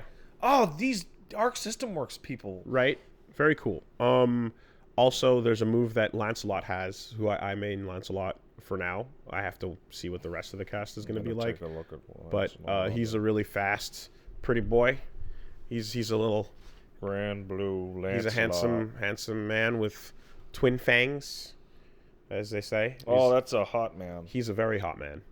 And he has a move that's forward punch. Uh-huh. But I want to run sometimes and then get a jab afterwards. Which is the same motion. So that's no good. So when I want to get that move out, I don't do forward punch. I just do the shortcut. Okay. You know? And then the last thing I can think of that like makes it also different is, let's say you land a big bread and butter on somebody, Yeah. right? So your bread and butter is your standard combo, right? Just so bing, bang, boom. you land your light, medium, heavy attack, and then you do a big fireball, Sure. right? So you've used the fireball already. It's still on cooldown. They get back up. You're trying to hit them a second time. Right. You land a second hit when they get back up. You do like light, medium, heavy, but you don't have that fireball again. Right. So you have to find a different thing to end that combo. So there's going to be bread and butters, but your enders are going to vary around what you've got. Or you're going to have to do a different series of buttons to stall for time. Oh, less damage, make it longer. And then get That's that. interesting. So there's a couple moments in there where I'm like literally kind of playing for time to get my move back, as opposed to just trying to keep you oppressed. Yeah. By making you block what I'm doing, you know? It's weird and different in that Go way. for a reset, not because you want the extra scaling, but because you want more time. 100%. That's exactly the application. Okay. Right. So that's weird. So- Oh man. So the reset there, what you're describing is basically you're landing light, medium, and then instead of going into heavy and then fireball, You I drop go the combo. light, medium, and then I stop, and then you are like, oh, I'm getting hit, so I'm not going to do anything mentally, and then I go, I'm going to restart the combo again and go light, medium, heavy, fireball, because like you were not paying attention at that moment where I stopped pressing So the buttons. I reset the combo. I have to find out how this works with grapples, like with command grabs. Well, are they on timers as well? Well, there's the character in the game that has a command grab. It's his unique button. So there's like light, medium, heavy, and then unique. Okay. And it's that unique. You get as many as you want. Oh, so the command grab is a button? It's a button. Okay. And there's another big character that's coming in that also has... Way to democratize grapplers. But there's going to be another character that has it on a cooldown as well. So, but I haven't seen the application Everybody yet. gets to know the fear now. Yeah. But then again, did you touch Injustice at all? I did not touch Injustice. Injustice 1 has Solomon Grundy, and I did play Injustice 1. Yeah, because he had a grapple button. Yeah, it was weird. I loved it. It was so weird. It threw me for a loop. It was beautiful. It was so fun. So anyway, that's kind of what's interesting. And like, I had a lot of fun getting used to the ins and outs of how that works. When you build up super meter, it's only used for your super. There's no other thing that takes your meter away, right? I like that. I like that a lot, actually. Because EX moves, right? The better Hadouken and all that are just going to be like extra cooldown. Yeah. Okay. That's all. Yeah. You don't get it as often, you know? And then after you use one of your supers, all of your abilities are on cooldown. So you have to really like calm down, you know? That's a really good variation of a comeback mechanic. Like, I did my super, I fucking kicked your ass, you're suffering a lot of damage, I got a big life lead, but the game is literally going to tell me, okay, fucking chill for a second. You used it. You did it. Now you everything has to recoup. Yeah. So they found a way to cleverly implement like MOBA cooldown into a fight. It's interesting because this is, I mean, it's obviously like a phone game with the RPGs and the gachas, and that there's a big chasm between those people and fight games. So it's interesting to see them taking like all sorts. Every fighting game that Arxis has put out in the past like 5 years has had something in it, some experiment to be like, let's see if we can get people make it a little easier to get in here. They're trying. And they rotate them around. They're trying stuff out. And you know what? Like, they should be trying stuff out because it is a genre that needs improvement. So, like, excuse me. I'm happy to see that they're trying things because, like, at the same time, if they stayed the same, like, we would be happy to just play CVS2 forever. But, like, there's no growth there. There's no growth there at all. And, like, the stuff that I try to do, every time I try to, you know, bring an audience into fighting games, and whether it's through fucking Fighterpedia or Scrub Lords or Fisticuffs or get into fighting games now, like, every time I try to do this, like, if there's nothing for them to land on, you know what I mean? There's no net for them to land on. They're just gonna jump into God knows what. The ultimate proof will be the fighting game that friend of the show Eli, Plague of Gripes, gets way into. Yeah. Because if Eli can get through his mind goblins about inputs and shit to like enjoy something for even 1 second, that is an accomplishment. What'll also be interesting is seeing the adventure mode where there's a side-scrolling beat-em-up sort of aspect to Gravity Fantasy Force Versus. Resurrects from the Dead. Yeah, but with RPG elements. Well, okay, well, I don't know how to use that word properly. So no, you're right. I second guess have myself RPG every elements. time. Yeah, but yeah, Just like Air Guys. Sure. With let me just, instead of saying that, let me just say with leveling up and stats and possibly items and such, you know. The one thing that I will say that I'm concerned about is that so you can learn one character and thus learn a lot of them because they're all very similar in. That sounds like Dragon Ball. A bit, but not as much. But not as much. Well, no, almost the same actually. Yeah. Because now, like thinking about it, right? Like when you land a light attack, like the thing to do is going to be light, medium, heavy, and then your special. Right. Right. And you're not going to have a ton of variety on that. Sounds like a system built to have a game with a fucking giant roster. Perhaps. Right. Grand Blue has it's got a way bigger roster than you can fit into a fighting game. So, like, at the end of Dragon Ball, you still have, like, people doing not auto combos. They're doing, like, extended... bullshit, yeah. Yeah, customized stuff. And here, you're pretty much getting, like, the string.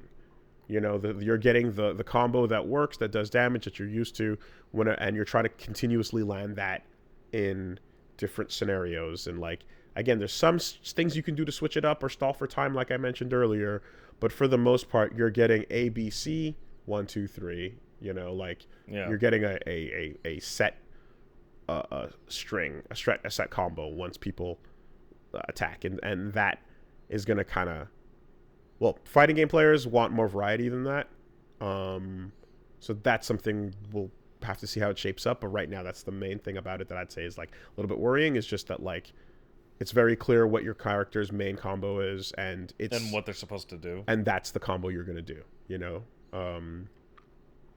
But anyway, yeah, so you know that was Grand Blue Fantasy Versus, and then beyond that, I guess just Canada Cup in general.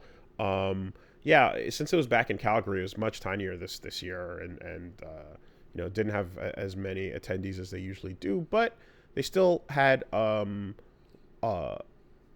tournaments all ran pretty smoothly, you know. Things like, I think Friday there was like a delay on getting some setups, but like once they arrived, everything was pretty clear. And yeah, there was a lot of, you know, no names, a lot of top American and Japanese players and international players out there as well. So it was pretty. Seeing Calgary. Yeah, it was pretty cool to just kind of like, you know, hang out with a bunch of those folks and like watch them play some really great games. These tourneys are just fighting game conventions. Yeah. Right? Like, yeah. And it was also in a casino, so got to play some games. I learned the ways of Baccarat. I don't know what the fuck Baccarat is. Baccarat is really, honestly, it's just, it's like an even simpler version of blackjack because you have no control over it, right? Baccarat is So doesn't that just make it a slot machine with cards? It's like Baccarat is like there's three things you can bet on: player, banker, and tie. Yeah. And player, the dealer flips 2 cards. Yeah. And then for the player, then the dealer flips 2 cards for the banker. Yeah. And then you add the numbers up, and whatever the second digit is the number that you have. That's it? That's it. Jesus. Now, the only thing is that's the simplicity of it. There's a complicated extra factor, which is depending on how low the number is for either, they can draw a third card. Sure. And then you add that together, right? And if obviously it's a face card, it's worth 0. So you just add the numbers you see, you know? And then you can bet on it being a tie. So it's you know, and like, so that third card rule is what makes it slightly in the dealer's favor, because otherwise it would just be a raw 50-50. Well, it's got to be in the dealer's favor. Yeah. Man. And it sounds like a raw 50-50 until you add that factor, and then it becomes a 49 or a 48 to 52 type of thing. And whatever it is, your fucking money disappears. I'll tell you what. Like, so, yeah. And where'd my money go? And even though it all ends up being kind of the same, you like games where you feel like you have more control over it. Yeah. So blackjack is always like something that, you know. I like blackjack. Craps is also a really high statistic winner for Yeah. you because the dealer gets the house gets less of an advantage there. But and craps is also really fun because I think I talked about it on the podcast before. But everybody wins together. Yeah. You know, unless you decide to bet against everybody, in which case they all lose and you win. So you can do that too. Yeah. But it's a co-op game, so. Yeah, you know, I had some of the best full I've ever had in my life out there. Yeah. That's really not what I would have expected out of like the prairies, honestly. They had amazing Tonkinese soup, and yeah, I guess just, you know, congrats to Jimmy on 7th place. Congrats to Flux Waves for getting 2nd in Mortal Kombat, and yay me for getting a 9th. Top 10. Yeah, top 8's the real term that matters, but I suppose it is top 10. Yeah, top 10. Sure. Anyway, so that was fighting games, and I guess. Oh yeah. And then outside of that, there's. So just. Yeah, there's going to be more as far as what's going up on my channel. There's going to be more Indivisible. I've hit the credits on Astral Chain. Yeah. Right? So Astral Chain is finished. And How do you like that last hit? That last sequence against the final boss? It was rad, and then I immediately got pumped down. Oh, yeah? Yeah. Oh. I was super awesome, but then I was pumped down that's where it cut. Okay.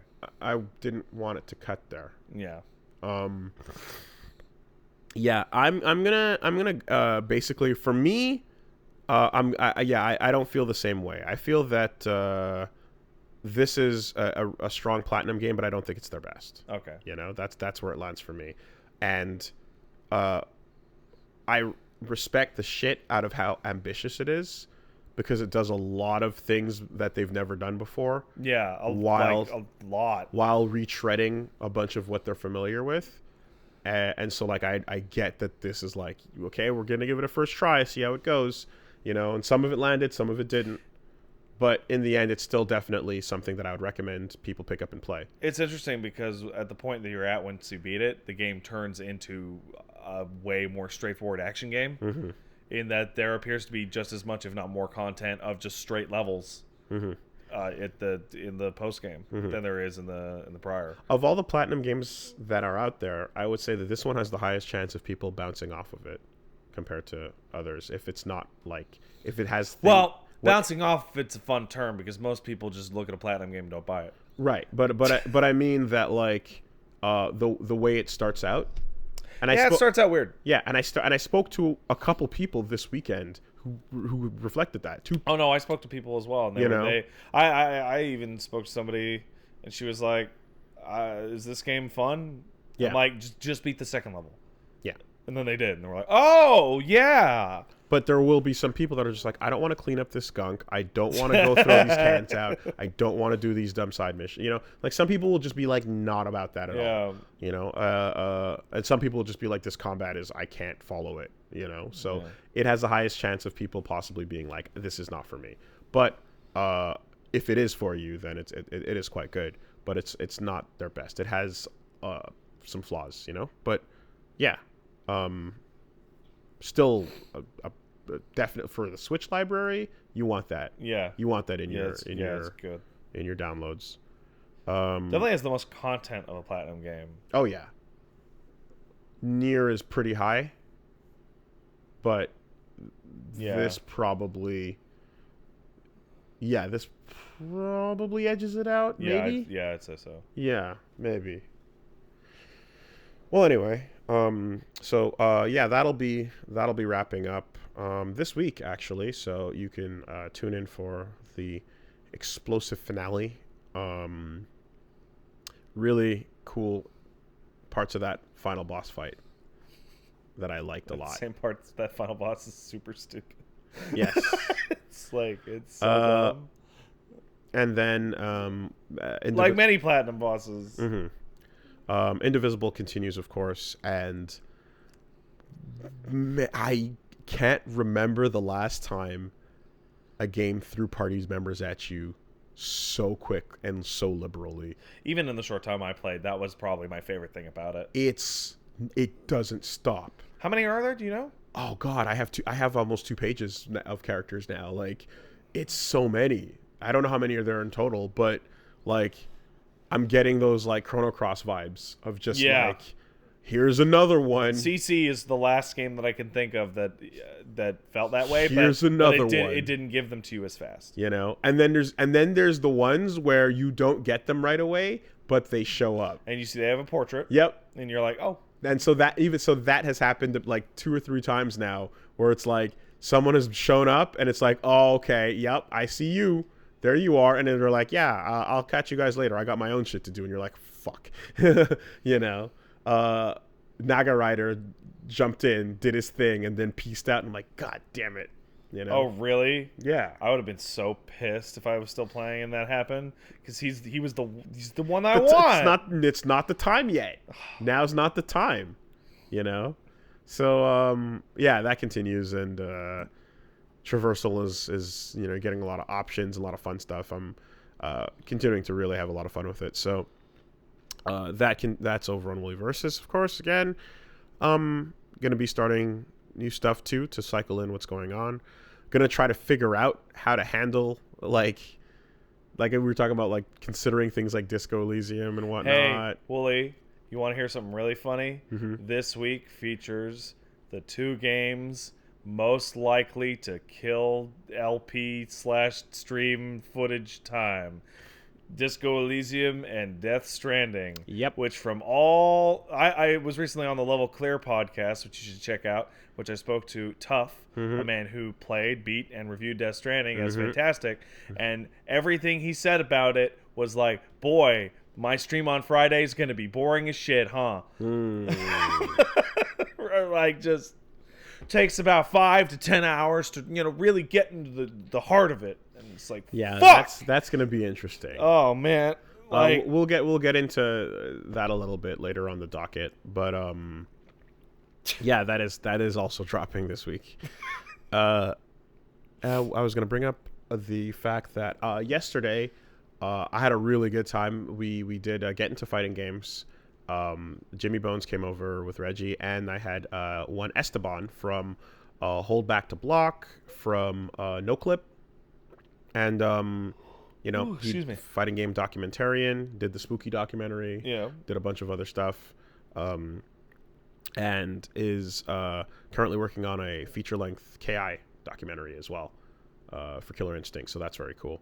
He came in and we did get into Vampire Savior, aka Darkstalkers, and so that like Darkstalkers as a fighting game has always been like Virtua Fighter for 2D. So I fucking hate Darkstalkers. So what this means is Virtua Fighter is everyone knows it's a really technical, complicated game.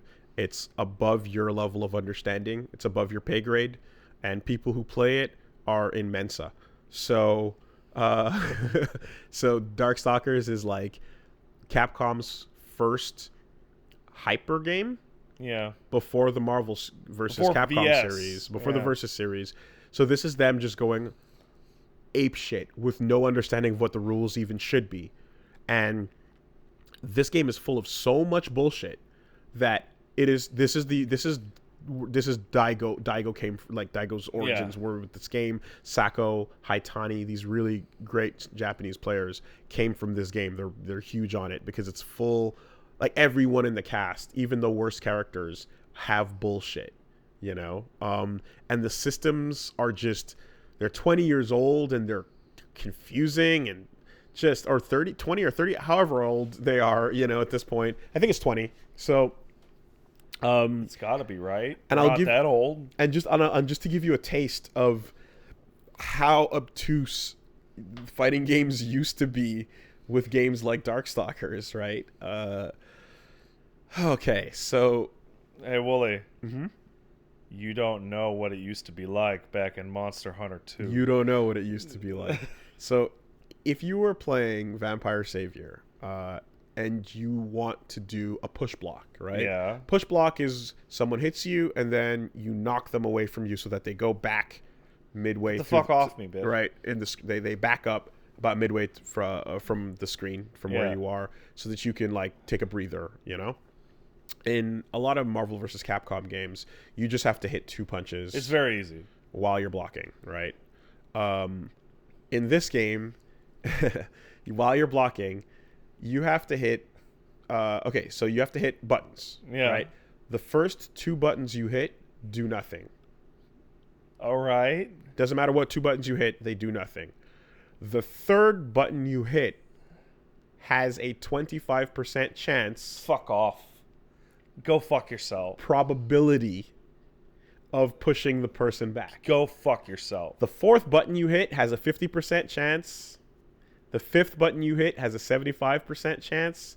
And the 6th button you hit has a 100% chance of push blocking and pushing the person back. On every 6 buttons in block stun is a lot. Yes, it is. But I'm not done. The button you end on / the button that causes it, because you don't know which of those inputs. So if 6 buttons means 100%, that means if you input 6 buttons, all 6, that means you're going to get it 100% of the time. Sure. But you might get it as soon on the first as the one. third. No. Sorry, the third one. As soon as the third button. Okay. Right? The button that you get it on, whether that's light, medium, or heavy, pushes them back a little bit, Oh my god. a bit more, or a whole lot. That's nonsense. That's fucking nonsense. So you actually have this complete RNG probability-based push block system. How far they're going to go, if they're going to go. And because the game is so fast and unforgiving, you need people to get off of you constantly. So you're always mashing buttons when you're in block stun. And they're that always means, going variable distances. And they're going variable distances. Oh my god, that's dumb. It's crazy. That's awful. Oh my god. Now, because this is what you're thinking of doing whenever someone like touches you and gets in on you, right? There's a thing you can do in fighting games called a shimmy, right? And what a shimmy is where you walk in and you pretend you're gonna like hit them, and then you back up a little bit. Yeah. And then they panic and they do something, right? Yeah. So like they'll try to throw you, for example, or And they'll then try you to can do fuck them up. or they try to do an uppercut, and you just go like, whoop, right? I walked in and I walked out. It's a little wiggle. Right, the little wiggle, exactly, right? And so if you do a shimmy in this game where you walk in like you're going to hit them, and then you walk out, and they were thinking about mashing buttons. Oh, they'll just throw bullshit out. they literally just start mashing, and you didn't do anything, and then they die, you know? So it's really, really, really hard to get good at this game, and it's really brutal because it's so old and archaic, and that's the kind of nonsense that we got up to yesterday. So if you want to That sounds fucked up and explains why I hate Darkstalkers. Because I played some Darkstalkers, and every time I touched it, I'd come away bruised and confused. There's infinite bar in that game, which means you can get up to level 99. Oh. It doesn't even matter. And you can get up to level 99 super bar. And nothing freezes the screen. Everything just happens right away. Oh, man. It's so... Freeze the fucking screen, please. Yeah, people are saying loot blocks. Exactly. Like, it's super brutal with that, too. So, anyway, if you just want to get a taste of that nonsense, and all of it is explained to me and the guys for the first time by Esteban on the stream. So, like, right along with us. Oh, you weren't familiar with this nonsense? At all. I didn't know any of this stuff, and we were introduced to it. So, come for a ride through this nonsense journey to the past with us on Get Into Fighting Games Vampire Savior, which is up on my Twitch on Multiversus, and you can check it out on the YouTube as well. We've come a long way. Older fighting games were aggressive in their levels of obfuscation. Like, it was always on this level of, like, it's not like, oh, it's a hidden secret for people to discover. It's like, we don't want anyone to ever figure this out. I mean, they would give you some things, but, like, it came from, like, hey, a fireball is a secret in Street Fighter 1. Yeah. So once that became common knowledge, What's the next level of secrecy? Dive it deep. You know?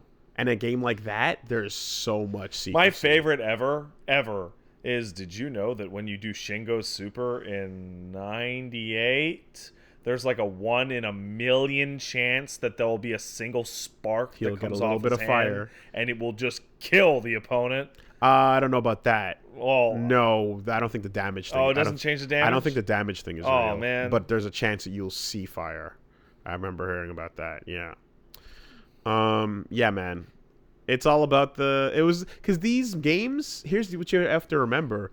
Like, they made money are based on those secrets. Yeah. Right? Like, that was marketing. So people whispering about what you might see or what someone might be able to do in this game that you have to pay a quarter to play led to massive profit. That's what Mortal Kombat built its empire on. You know? On BM. Built an empire on BM. It's funny how that got commonized as bad manners, because to me BM's just meant bowel movements. Yeah. But anyway. I'm going to blame League of Legends for that one. That feels like a League thing. Feels like a British thing. I don't know. Having bad manners? That does feel like a British thing. Suck it. Anyway, so like talked about that, talked about VSAV. That's on the thing. Yeah, that's about all I have that's interesting to say. Hey, where do people check your crap out, man? I said it a couple times. Say it again, fuck it. Multiverses. There you go. That's what I'm trying to do. Yeah. That's good. Let's take a quick word from our sponsor. Let's take a quick word from our sponsor. Thank you. Mm-hmm. This week, Castle Super Beast is sponsored by... we've got a couple here. A new sponsor, Columbia College. Really? Columbia College. Truition is what they have. So with Truition at Columbia College, education is one low price. No fees, no book costs, no surprises. Don't play games with getting your education. Truition basically is... something they have that lets you budget the true cost of college. They've eliminated all fees from application to graduation. Okay. They provide e-textbooks at no charge. So e-texts can highlight important sections of your books that you need to study with and add personal notes from the material. You can convert them to audiobooks as well, so you can listen to them on the go. Truition is for all undergraduate and graduate students taking classes online or in the evening at any of the 30-plus locations. Columbia College. You've heard the name. Mm-hmm. Founded in 1851.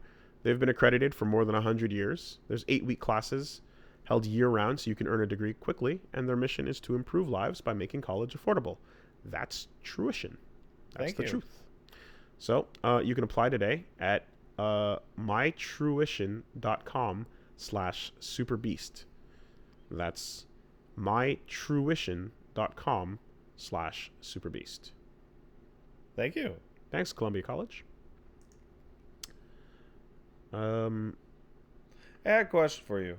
Yes. I never understood taking notes in books, like highlighting the book part, because why don't they just fill the books with only the important parts? Because sometimes there's smaller details that matter, and you need to know those details as you go into a particular case. But the core idea needs to be communicated, and that's what the highlight is for. I still don't get it. Okay. Don't worry about it. This is something I've been tackling since I went to university. But we talked about it with video games today, right? Like, we talked about the part where, like, don't jump at this character is the highlight. And then you don't have to think about much else until when you're facing that character, which might be a patient at a hospital. Yeah. In which case it's like, okay, well, that don't jump turns into a lot of these finer little details. Yeah, but just remember all of it. But you can't remember all of it. There's a human limit to what your brain will internalize. But how... Abort this conversation. I'm only going to get dumber from here. The podcast is also sponsored by Raycon. All right, Con, what up? So when you do want to listen to them audiobooks and study and get smart, or when you want to listen to some music, And or beach noises, which can be enjoyable. you can do ASMR as well. You want to do it without wires in the way. You want to do it without any of that old, antiquated knots up in your pocket. As two people whose living rooms have been destroyed by wires, Yeah. let me tell you, having things that don't use wires is appreciated. Pretty unhappy with a lot of wires in my life. So why have more, right? When you can have less. Less wires is good. And Raycon just released their best model yet, the E25s. They're an improved wireless earphone. They have 6 hours of playtime, seamless Bluetooth pairing, more bass, more compact design, nice noise isolating fit, and they're very, very comfortable. Perfect for listening on the go or taking phone calls. So if you haven't tried wireless headphones, you really need to get on those because they're just, again, you don't have to untangle. You don't realize how much that wire untangling and or the receiver bending and all these little things in your pocket. You know, hell, there's phones that don't even have headphone slots anymore. Most phones, in fact. Yeah, some of them have converters you got to deal with. All that nonsense, get rid of it. You just hook up to the Bluetooth and you're good to go. Stylish and discreet. Nothing, no stems, no dongles, none of that. And yeah, I've talked before about how it's been a company founded by Ray J and celebrities like Snoop Dogg and such. And, you know, I suggest you pick up a pair, see what the hype is about, especially because they're cheaper than premium wireless headphones on the market. They're a lot more affordable with no sacrifice in quality. So if you want to get in there, now's the time to get the latest and greatest from Raycon. Get 15% off your order at buyraycon.com/superbeast. That's buyraycon.com/superbeast for 15% off Raycon wireless earbuds. Buyraycon.com/superbeast. Thanks, Raycon. Thank you. Last but not least, we got to get real. How real do we need to get? As real as you can possibly get. Okay. We're going to talk about the state of your balls, Pat. I'm going to tell you right now, this conversation is not going to go the way you think it's going to go. Well, look. I don't know about you, but one thing we've discussed quite a few times in the past is the nature of the undercarriage. That's right. And the suffering that comes from having your undercarriage flop about. In fact, from having it exist. Yeah. It's not great. Yeah. It's not great. So, what can you do to deal with the problems that come? Well, I mean, one of the solutions is you could... with ungroomed, sweaty balls. You could walk off camera, grab the bottom of your ball sack, and flap it around to hit the air resistance while people on stream literally hear your balls do like this. You could do that and batwing yourself. Batwing? Yes, that's a term Paige invented for when I do that. That's something. Yeah, it's bad. You can always try to find your way to a bathroom stall and pull your pants off and do cloud squats to try and air it out. Yeah. But that sucks. It's not great. It's not great. So that's why there's Manscaped. Manscaped offers precision engineered tools for your family jewels. Look, balls stink. You should trim them. You should groom them. You should take care of them. If your armpit smells bad, what do? You put on deodorant. Yeah. You take care of it, right? Other parts of your body smell bad, right? My balls don't smell. Okay, well, a lot of people, it's a thing you need to worry about, so you should do something about it. And right? I'll be quite honest, there's not a whole lot for me to do. I'm nearly full body hairless naturally. It's fucking gross. It is. Paige mocks me constantly for my child hairless body. The point is ultimately that, like, you know, even sometimes when, like, the underneath on the back of your knee, like your knee pit, you're like, it's gotta air that out, right? What? Or like when you ever like sit down for too long and then you get up and then you're just like, oh man, my ass is like swampy? Yeah, that's not good. No, right? That sucks. And like you want to get really real. We're kind of chunky, right? We're not in There's some creases where there shouldn't be. Those creases tend to get a little hot. Yeah. Right? You got to take care of that. All of Getting those your post-stream shower, get the creases out.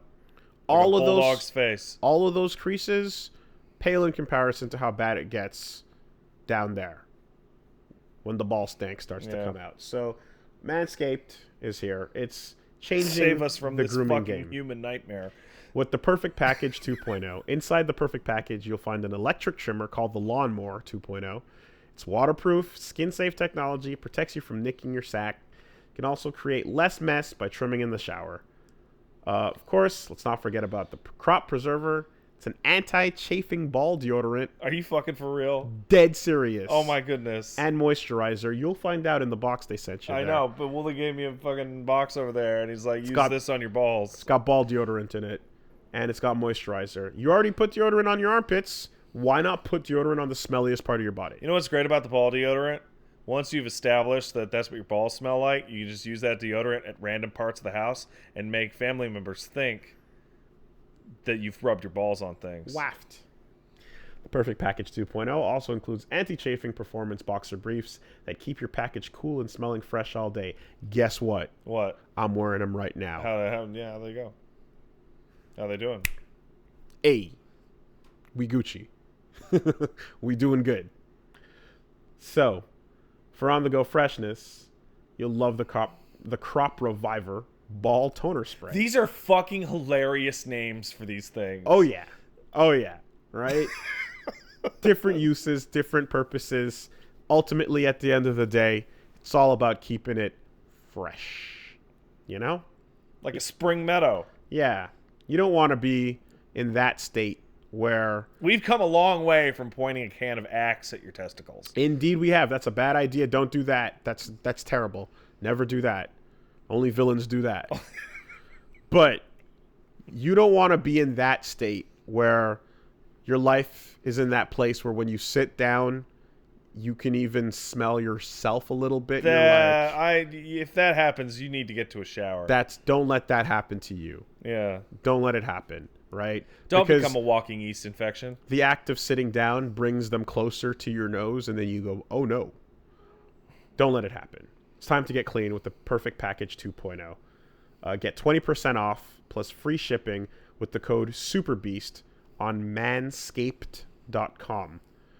Always use the right tools for the job. Your balls will thank you. Once again, that's 20% off plus free shipping with the code SUPERBEAST at manscaped.com. You know what this whole story reminds me of? Thank you, Manscaped. Thank you, Manscaped. You know what this whole thing reminds me of? It reminds me of once when I was a young man, and I was like, Christ, I must have been like 12. I was looking at my mom's razor in the shower. I'm like, how does that even work? That can't be no good like a man razor. And I'm like, I just put it on my leg and dragged like an inch. And sure enough, all the hair on my leg just zooped. Yeah. And then I had a fucking candy bar rectangle sized fucking gap of perfectly clear skin next to a bunch of hair. And I went, shit, maybe I can even it out. So my entire right leg is shaved, right? How'd that work out? And then I'm like, well, I gotta do the other one. What am I gonna just have one shaved leg? Everyone will notice. Everyone will notice. So I'm in gym class the next day because, of course, the next day is in gym class. And one of the kids just looks at me and just goes, did you shave your fucking legs? No, of course not. That would be silly. Then I skipped the next gym class. You sure did. And no one was the wiser until now. You didn't have one of those schools where you could wear long shorts? Nah. It had to be shorts and a t-shirt. Well, that's unfortunate. Um, news. Oh, hold on. I had two other things I wanted to talk about. Oh yeah, sure. How's Outer Worlds? Great, but who cares? The Nier raid came out for 14. Not much to say other than I don't. You saw me send you the music earlier. Yes. The music's fucking incredible. I would imagine, and in fact, I did hear that this is actual lore. It is super canon. You're hostile. Stage play. Somewhere in there. It stars 2P, the Soulcalibur character. That's awesome. As your main point of contact. It also features Brown Spice. she's not. She is not. She is exactly the same skin tone as 2B. Oh, they changed it? They didn't change it. It's apparently a quirk of the fucking Soulcalibur lighting engine, supposedly. But she was darker, and then she had black hair. Art, and in game, she's like more tan or whatever the fuck. I don't know. I'm going off of what I've been told. What kind of fucking cowardice? When you play it, you're like, That is bullshit blazing. Yeah. Fuck that. I like the fact that she had that little tan. I like the black hair, and I like the white dress. Yeah, well. I wanted the brown spice. Yeah, well. That sucks. Oh, well. Okay. On the plus side, the Song of the Ancients is the boss theme in that thing. Mm-hmm. And then there's the final boss, which I sent you the thing. Mm-hmm. I posted that track. It's called Way of the World Prelude because it has the Final Fantasy theme hidden in it. Because the fucking final boss of that raid is a massive fuck spoiler, which nobody really expected going in, that there would be anything of that nature. Mm-hmm. In fact, I'm going to text Wooly right now. I was planning to check out a thing? A video of someone playing through it. Okay, well, you just check out my stream. It's like an hour. Okay. It goes in, me and Clemps were talking about it. It goes in, I think it's in between Automata and Nier.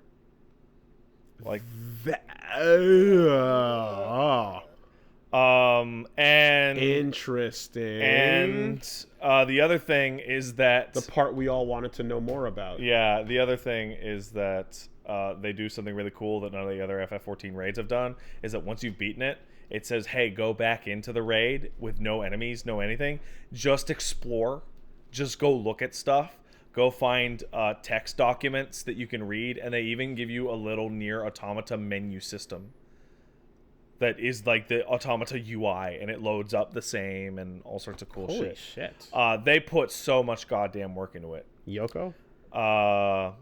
Yes, Yoko worked on it. Okabe did the arrangement for the music, I think, and one of the producers from Nier Automata also worked on it. It has resulted in something really weird, though, which is everybody gets their Nier outfits. Everybody gets the 9S and similar outfits. The 2B outfit is just straight up a drop at the end. Men and women can wear the 2B outfit. And the legs for the 2B outfit straight up give female characters bigger asses. Okay. Because people have joked about a butt slider in 14 because everybody's super flat. Yeah. But your body is actually part of the items you equip. Didn't I ask about this? I believe you might have. And when you equip the thighs associated with that, if you're playing a female character, you get a way bigger ass. And the thighs go with almost every single piece of gear in the entire game. That's because good they're not the feet, they're not the chest, they're the legs. I like that. That's good. That's very good. And people are running that raid fucking 24/7 because it's a 24-man raid and only 3 of those 2B gear sets drop. And people are just fighting tooth and nail over it. It's fucking hilarious. I'm a fan of that. Very excited to see where this is going to go. I have a sneaking suspicion there will be Nier and Drakengard stuff.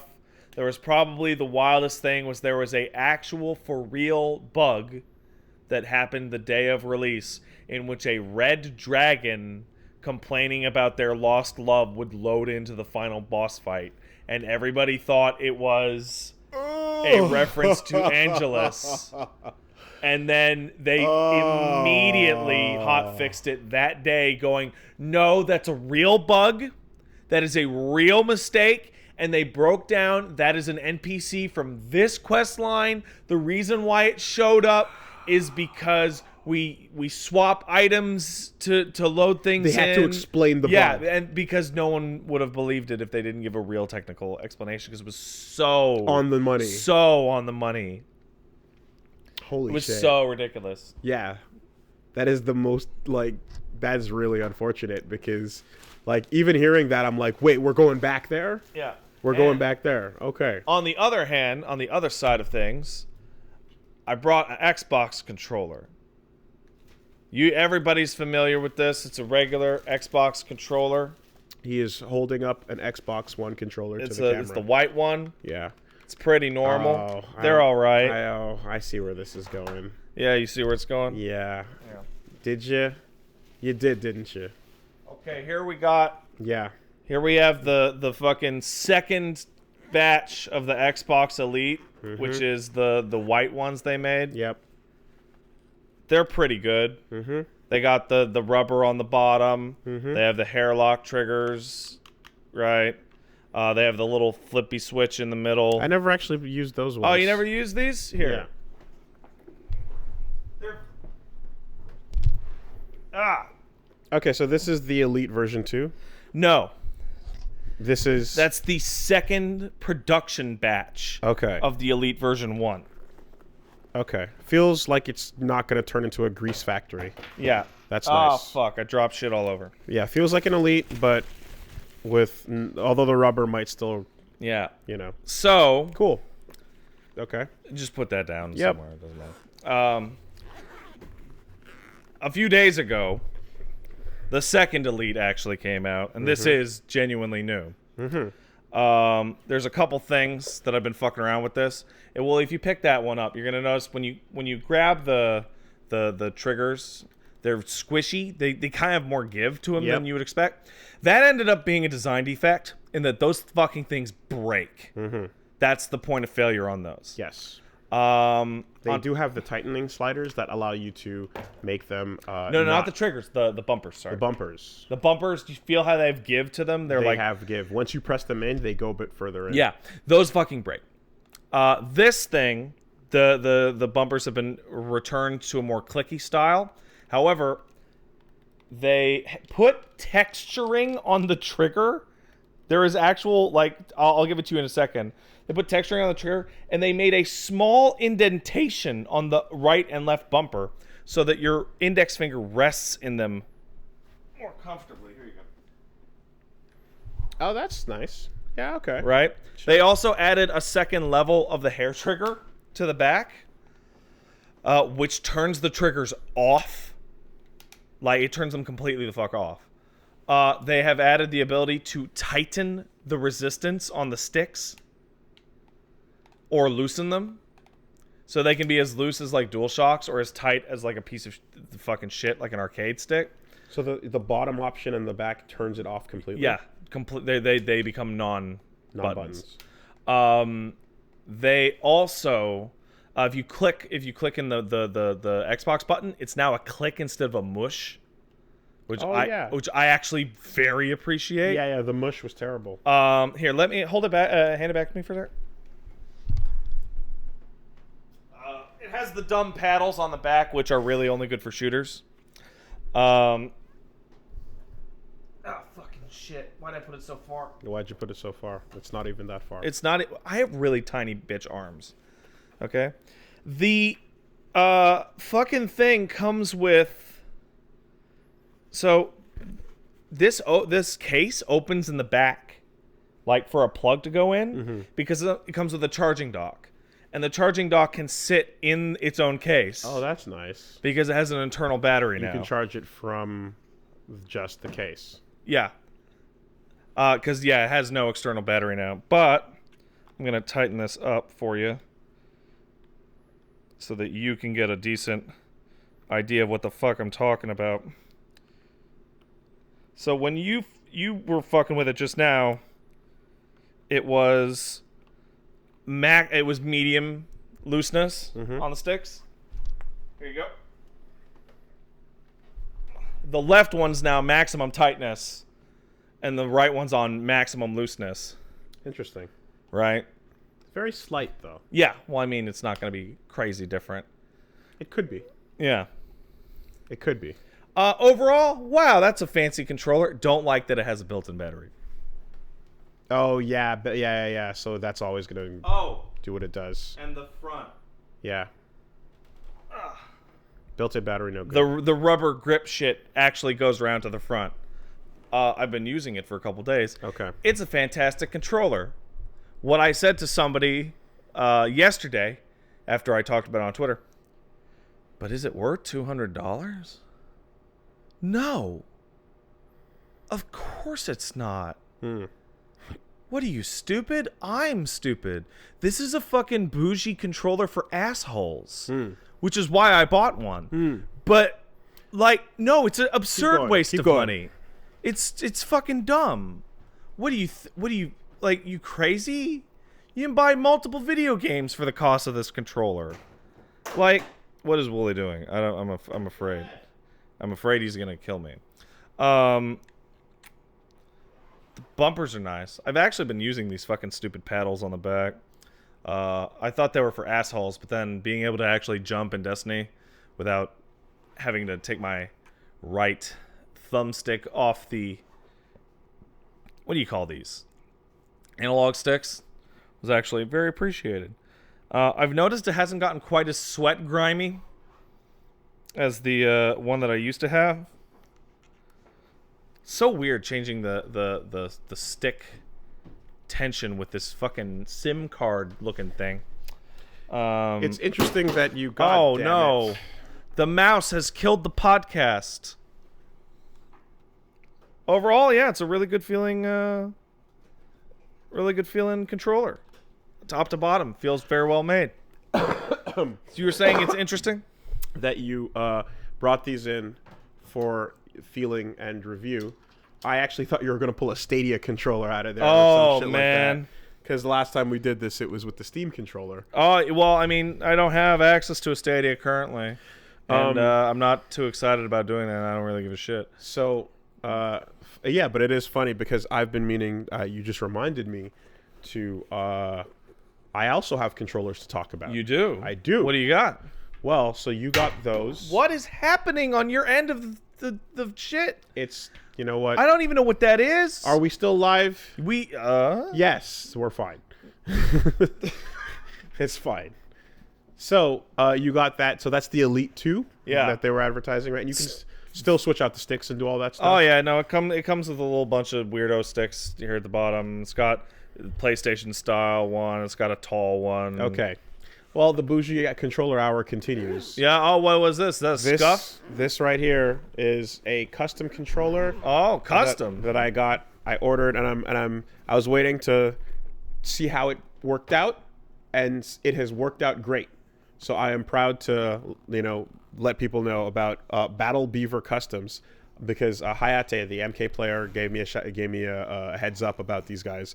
Basically, can you do me a favor? Hand me that white one. Yeah, they do. They make custom controllers and they modify them in tons of ways. And I want, I'm like, if this wasn't great, I was gonna be like, maybe I'll wait. Maybe not necessarily say anything. But they've been fantastic. So this, I got a case for it. It's a PS4 controller. Comes with pretty good quality wire. And as you can see, wow, you're some kind of asshole. As you can see, I have decided to customize it to my liking. Transparent purple plastic, right? So atomic purple with the green, right? Now but that's not what matters, right? Here's what matters. I'm gonna hand this to you. All right, give me a second. All right. Now you talked about the your triggers and your sticks. Yeah. I want you to play with this for a little bit. Okay. I'm putting controllers away. Just give me one moment. Yeah. Here's my Joker controller. Oh. Thanks, Doc. This controller lives in a society. Let's. All right. Let's fuck around with this. Okay. The select pad or whatever the fuck is the same. Yeah, that's fine. That's all fine. D-pad feels normal. Buttons on the face. Oh, these are very different sticks. Those are very different These sticks. are very resistant. Very resistant. These are made out of something different type of plastic, for sure. Face buttons just don't have the markers on them. Yeah, face buttons are just nice and solid. Clickers. Clickers, baby. These are like dip switches on the fucking... On the triggers. On the triggers and R1 and L1. This is interesting. This is a very similar... This is like I only want the one option version of the hair trigger lock but kind of thing. those have too much give. Well, yeah, that's why they made them shorter give on the second one, but they still want them to be triggers on command. But where like, this is like, no, fuck it. That gets rid of all of that. We got the clickers in place. Those are... I don't know if you can hear this. Hold on a second. Yeah. Those are dip switches. Those are the best, right? Because... especially in any games where it doesn't matter that you feel like a gun trigger, it doesn't matter. There's no analog to the input. It doesn't matter. I just want a button, man. I don't want a gas pedal. Yeah. I want a button. This is what matters. And I'm playing fighting games with this thing. It's fucking fantastic. So customizing these triggers to just click like that is wonderful, right? See, it's interesting because we're coming at these at different angles, right? I bought a high-end general purpose thing for lots of things. You decided to go custom because you want this to do the one thing at the absolute ideal. I do. But I also wanted to experiment with the other things it did, right? And so they, because they customize the controller in a lot of ways. They have other things I didn't do, like put buttons on the back, just like the Elite. You can That's for shooters, man. That's everything that the Elite does, you can pretty much do with the Battle Beaver. Right? Oh yeah, you like that ASMR? It's good. Yeah, it feels good too, and of course there's the good case and all that stuff. I wanted to, but I didn't know how it was gonna feel, so I went in for 2. Yeah. And on the second one, I kept a lot of the same, but I added one major difference. And this one, by the way, I'm full on. I wanted a toy.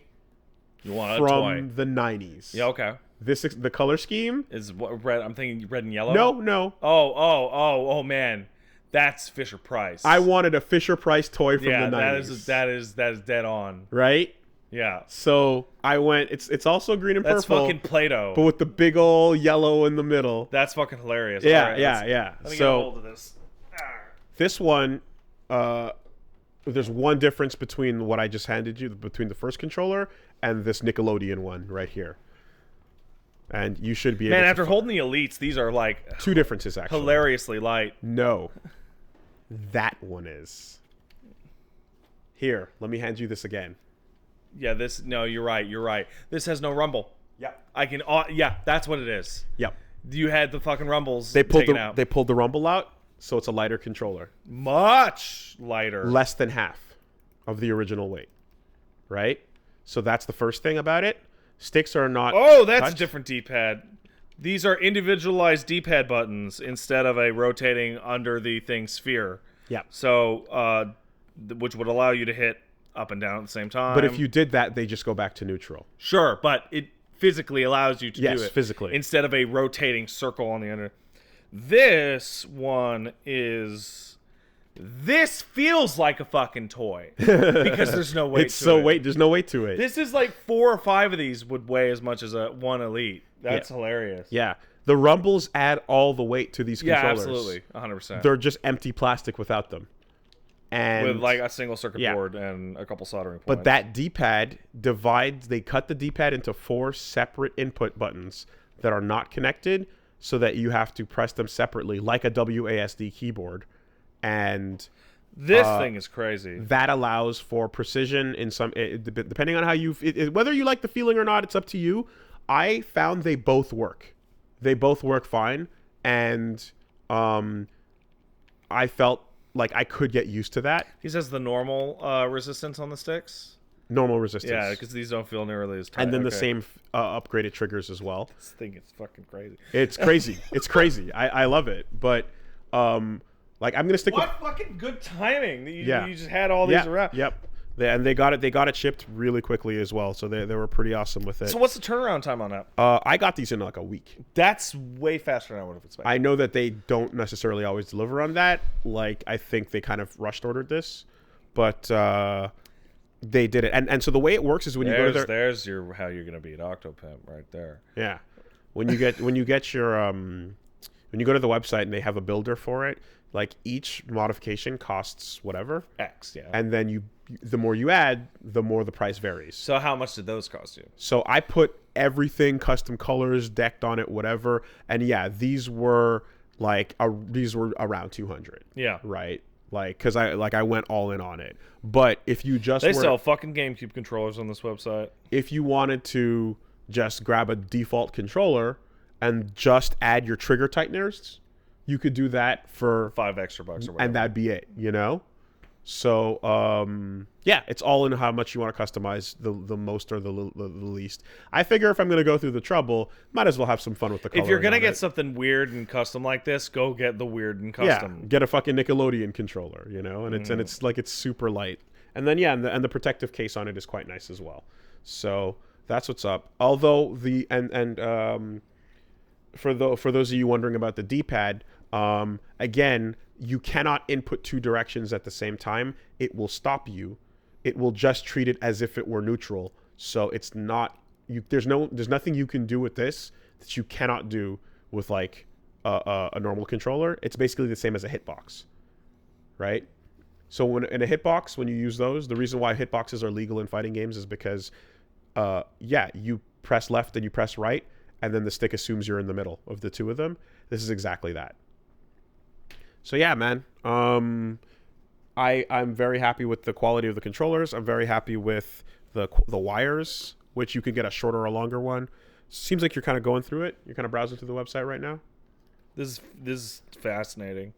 There's also a pre-built section in which they're like, here's like not the recommended, but here's like a default template that has like the rumble. You want rumble out? You want some rear buttons? Yep. Done.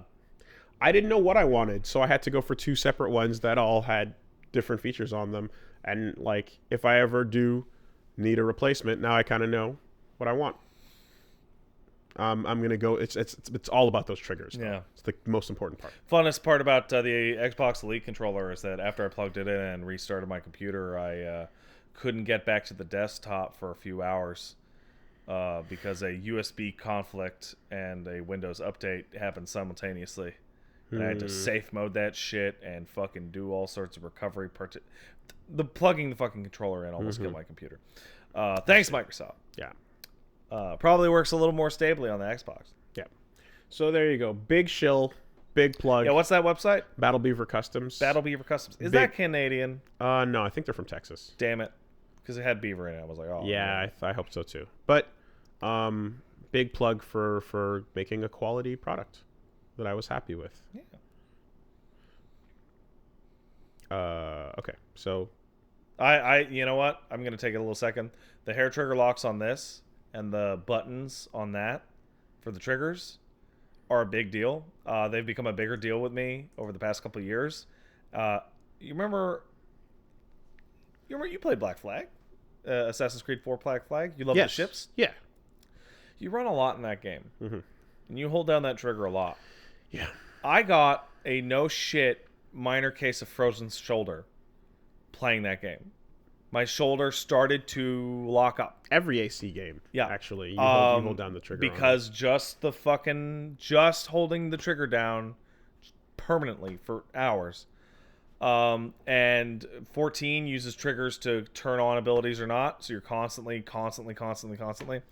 I get finger cramps now if I use the regular Xbox controller to shoot gun in video game many long time.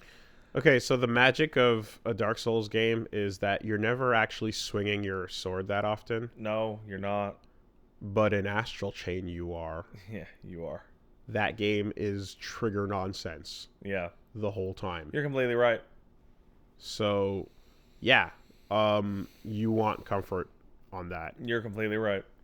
But yeah, no, having these options available, even if they're expensive for dumb assholes like ourselves, like ever since I've been using this Xbox controller, I now play 14 with an Xbox controller instead of a PlayStation one, and it's better. The only reason I use the PlayStation controller is because the trigger pull on PlayStation controllers is lighter. That's it. It's the only reason. So for me, what it came down to is a couple situations where I was inputting something off the trigger, and in Sam Show's case, it's like there's like a throw and a rage up there, and just getting it not as fast as I wanted to. Yeah. Because the you have to hit 50% of the pull for it to count as an input. Which sucked. And then the second part was we did a disarmed only tournament where you have to so in Sam Show you can put your weapon down. And I, for the life of me, couldn't fucking get it consistently because on a stick, you just hit 3 buttons and down and you put your weapon down. But on a controller, those 3 buttons can't be pressed with your thumb cleanly because it's triangle, circle, and X. Yeah. Right? So you have to then press R2 and X and down. Right? But the timing of R2 and X together is more specific than you would think. And being slightly off means it doesn't work. It just game needs it to be 100% consistent. So there's no give or leeway on how them not being synced up. So I just couldn't fucking drop it. And online especially, it became extra impossible. And I was like, this is garbage. So this controller should help fix that problem because the timing of when you click your trigger in is almost the same as when you press a thumb button in. You know, you don't have to push the thumb button in and then go all the way to the end for it to activate, you know? Think about like how I was going to say like the mushy buttons of the Xbox button or like almost, you know how you have to press the options and start button on a PS4 controller harder than like a face button that protrudes? Yeah. Like it's like that problem. Do you know what the one that was the worst ever was? RE4 on the GameCube with that trigger. The trigger you had to pull all the way in and then it click lock. That actually like damaged my hands, and I was a lot younger then. Yeah. So, it's nice that we finally fixed that. What about Tekken? Yeah, Tekken, you got to turn your hand sideways for Tekken fingers, but Tekken fingers, you still would have a hard time pressing triangle, circle, and square at the same time. You'd have to get your thumb in there, and it'd still be pretty awkward. And anyway, you can't play a Tekken fingers on Sam Show. That doesn't really work. But anyway, that's what's up with that. So don't you okay boomer me, you motherfuckers. Hey man, okay boomer is the end of friendly generational it is the relations. Relations, right. You know, are millennials killing racial relation friendly are millennials killing generational relations? Yeah, sure we are. All right. It's like, you stupid old fucking assholes. You've been literally clickbaiting and arguing and yelling and writing this shit for 10 years now. And one thing hurts your feelings, and you catch fucking feelings, you go, dude, oh. The okay boomer like blowback of just like all these people in their 40s to 60s just losing their minds getting what is butthurt. At what is essentially the equivalent of going, okay, grandpa. It's literally just okay, old man. But it's such a righteous comeuppance. Oh, it's so strong. Because every time someone would go, can you stop with these stupid, shitty millennial articles? They're the worst. Yeah. And they'd just be like, oh, okay, snowflake, whatever, you know. And just with the greatest generation was our parents. Go off with it, whatever. I bought my house. I got my job all in the same week. And then I got married, and it was great. And I had you. What are you complaining about? Fuck off. Fuck off. Fuck off. You stupid. Ugh. So, yeah. And it's not even like, fuck you, boomer. No. It's just like okay. All right. Whatever you say, old man. Yeah. That's all it is. But, you won't listen to me. Oh, it hurts. I ruined the economy. Oh, it feels bad. What are you talking about? I don't want... I took every wrong possible lesson from the generation before me that literally fought and died in the Second World War, came back and built the entire society we now live on, and then I stole all of your old age pension shit for my... Oh, you won't listen to me! It's almost like being hand-waved off with a single term feels really bad, doesn't it? It feels kind of bad, actually. You know, I don't... Fuck. It's like I would have like I've like yeah, clearly I have more aggression in there, but it's just mild enough that it makes you look like a fucking bitch. This is the for actual getting this upset. It's the best outcome because it's really mild. It's not aggressive. It's just a little dismissive, and seeing people like go nuts is like, oh wow, you are actually more of an asshole than I thought you were. Because the single instance of pushback, for the first time, just fuck off, stop, and you're like, oh, you know, the overreaction is wild, and I'm just like, so like, is there anyone out there that is Wooly, upset by this? That Wooly, you don't understand. Okay, boomer is a slur. And it is from those people that won't stop eating their goddamn avocado toasts. It's like the N-word for a whole generation. I saw that it's unironically. Ageism. Yes. Okay, boomer is on the level. Yeah, but the best part is that when they say that, you just go, okay, boomer. Okay, boomer is on the same level as the word that can't even be said in your quote. The one that you self-censored. Oh, who was it? It was a comedian. I forget who it was. Yes, that's what I'm making reference to. It was like, you know, when you're debating whether or not one word is worse than the other and you can't say one of them? The other word? Yeah, that's the worst one, dumbass. Yeah. John Mulaney. Oh, man. It's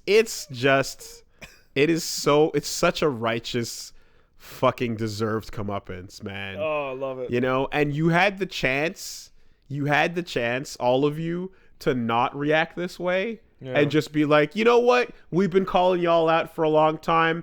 Fair, right? Or worse, to just be like, millennials are getting snarky with their okay boomer. Whatever the fuck your response is. Whatever. But to react like, oh my, where's the respect?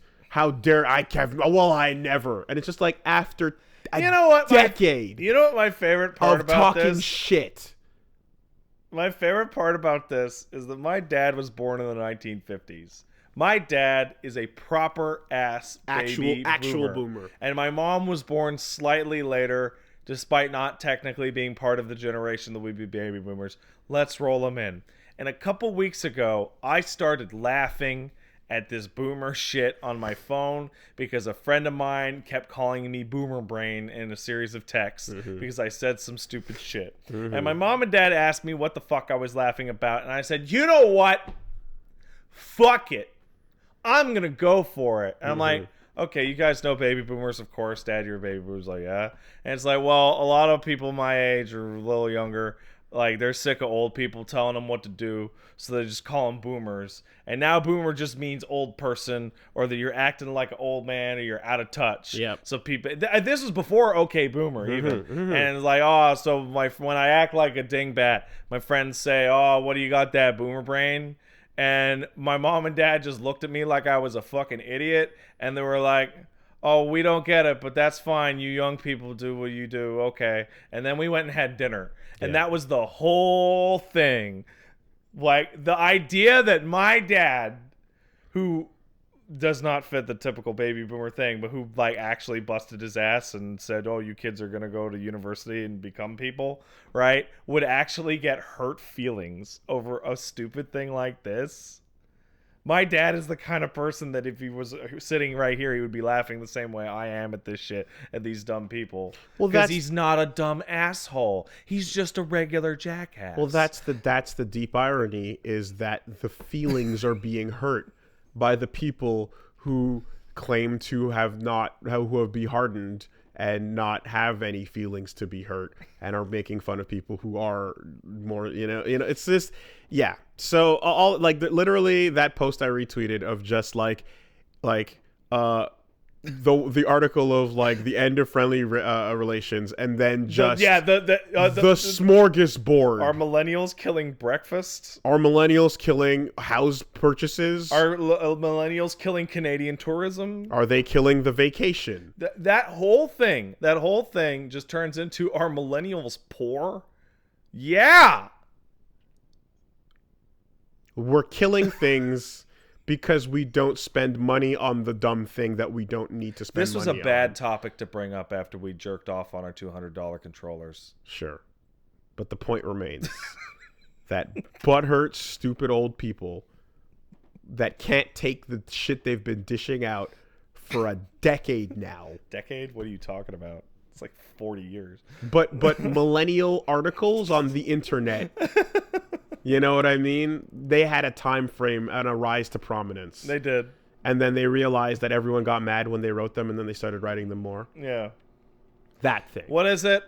We paid a freelancer to say the thing you like is dog shit because Google and Facebook ate all the ads, and the only way to make any money in this advertising nightmare duopoly is to harvest hate for clicks. Yes, that. It's great. It's great. It all comes around. News. Ba-da-da-da-da-da. It's news. You know. And then and like what are you gonna like? If the boomers are upset by it, Yeah. well, they don't have to wait long. Yeah, they can take their medicine and you know, watch their Matlocks.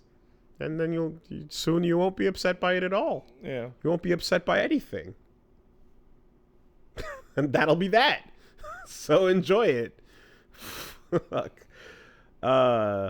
News.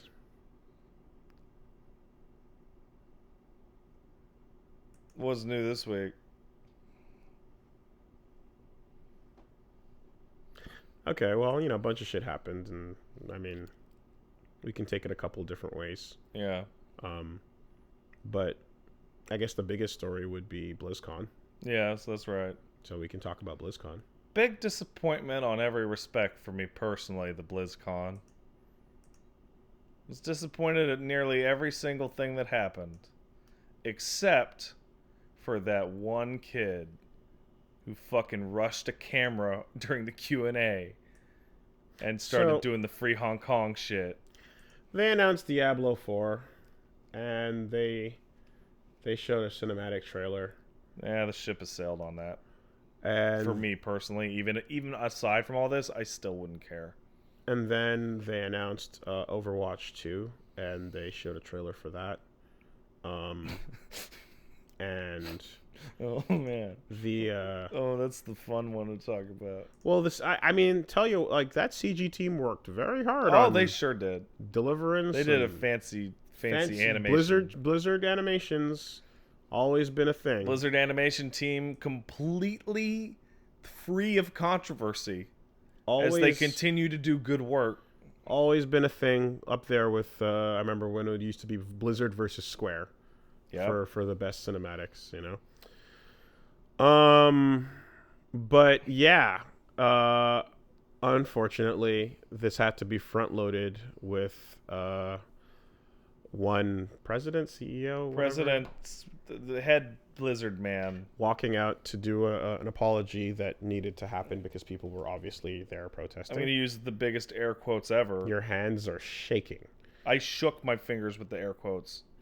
I can see the tension because, well, I don't know about you. I try not to be cynical. But when it comes to something like an apology, generally speaking, I like to mention the thing that I'm apologizing about. Wooly, I'm really sorry that I ate your sandwich out of the fridge the other day. I know you wanted that sandwich, and it was your sandwich, and I took it, and that was wrong. I hope you can forgive me. Good example of an apology. Second, yes, sure. Second, right, when you appear to be really contrite over and torn up over, you know, very sad what you did, that would almost make it seem like you would want to walk back the entirety of what you did, as opposed to nothing. No, a part of it. Oh, did they? Yeah, because Blitzchung's no longer permanently suspended. No, that was done beforehand. I know, but I'm saying when that's your address, when that's how you address the issue, by like shortening his suspension and giving his money back. Yes, but maintaining that there must be a punishment. when you go up and sound like you almost regret the whole thing, Why don't you just undo all of it? well then See, you know what? And then you get into the discussion, then the interview they did with Hearthstone guys, and those folks were basically just like, the most they could say is like, yep, we acted too fast, this, that, and whatever. But they're like, this is bigger than video games, is the nicest way they could phrase it, right? There's no undoing this without upsetting China. I have so many things to say. Go ahead. The only thing they actually regret, and literally in the text, like if you were to transcribe it, is, we acted too fast and we took too long to say anything. Not we did something wrong or we're a bunch of chodes. No, just we were just too fast on the draw. And worst of all, we went against our own core values. Yes. Eli, Mr. Plague of Gripes, had a fantastic post about them essentially bragging that they were too fast to suck that penis. Mm-hmm. But Jim Sterling pointed out a division in context. What did you just see? Apology. Oh, that's good. I like that. That's really good. That's a division in context, strong. which is that they're apologizing for acting too quickly and not responding fast enough. But the suspension of Blitzchung is not a thing in the past. It is a daily ongoing occurrence. They are keeping him banned. Yes. They could just instantly rescind that ban in a moment. Yes. But so they're apologizing for something that supposedly they were too quick to do, but they're going to keep doing it. Exactly. Which is nonsense. But when it sounded like he was breaking up, yeah, as he was delivering that, that makes you go, oh, it's almost like we're going to undo everything we made a huge mistake. And then it's like, no, we're still going to do it, but we're going to lighten up on how hard we're going. That way, it'll be not as bad to you guys, but China can still be happy with the fact that he didn't get off scot-free. The actual, just like, apology in air quotes has literally nothing in it. No. There's no substance at all. And the most disappointing thing that I saw was people in that crowd going, woo, yeah! Well, that's what I was going to say, is it adds no substance, but the crowd ate it up. And more than that is the people whose ostensible jobs are to report on this, being the Polygon and whatnot, going, Blizzard apologizes, blah, blah, blah. It's like, no, they didn't. Like, by any factual definition, there was literally no apology pertained within. You cannot apologize for something and then not talk about what you did was wrong, and then not change what you did. And bonus, a week beforehand, release a workplace study which says nobody internally feels bad about this at all, actually. Everybody thinks we really did the right thing. Except for the people that went out front and protested? You didn't see that? They put out a poll that said, look, we polled we polled Blizzard employees, and most Blizzard employees did agree that we did the right thing. And then you read slightly deeper and discover that it's most Blizzard employees of those polled think they did the right thing, and only 60 people in the company actually responded to the poll, and it's a company of like 1,400 people. And it's like, oh, you're literally just putting out bullshit to show that, look, internally we thought we were doing the right thing, but then you're going to turn around a week later and be like, we're so sorry. It's crap. It's bullshit. But you see that new champion, though? She got the white dreads. Do you follow Mr. Fields? Sojourn? Do you follow Mr. Fields on Twitter? Yeah. He's really funny. Yeah. Because he had my favorite reaction to that shit in the universe. Yeah. Which was a Kotaku article going, there are storyline reasons why we saved the first black female hero for Overwatch 2. Mm-hmm. And he just retweeted it and replied with, because that's the correct reaction. You see that new hero, though? Like, oh my God, dude. Big holy cool shit. Champions coming in. So the best part is Lucio's line. What's that line? This isn't the Overwatch I believed in. Never let politicians tell you what to do. No, the best part is the interview with Jeff Kaplan about Overwatch 2 and the interview with I forget the person's name, about Diablo 4, in which they were both asked, so when's this coming out? And they both went, I don't know, lol. No idea. No idea when this is coming out. Can't even give you a ballpark. Is the reason why that's funny is because you think they bumped up the announcement? Oh, Diablo was going to be there for sure after last year. But Overwatch, you got a CG trailer and like a gameplay demo, and now nobody knows what that game fucking is because it's a multiplayer game. It's a sequel to a games as a service, which nobody thought needed one. Chapter 2. Bullshit. All the multiplayer stuff's going to get rolled back into the first game. So the only thing that Overwatch 2 actually has is an engine that no one but porn artists will notice the difference, and some PvE maps that were already a thing in the holiday events. So yeah, this was a bumped up announcement. Oh hell yeah, 100%. Overwatch for sure. Diablo was totally going to be there because last year was a shit show. But like asking, so when's this coming out? They don't even say we're working on it and we're hoping and not this year or whatever. The answer is literally I have no idea when this game is coming out. Tell you what though, it will not matter soon enough when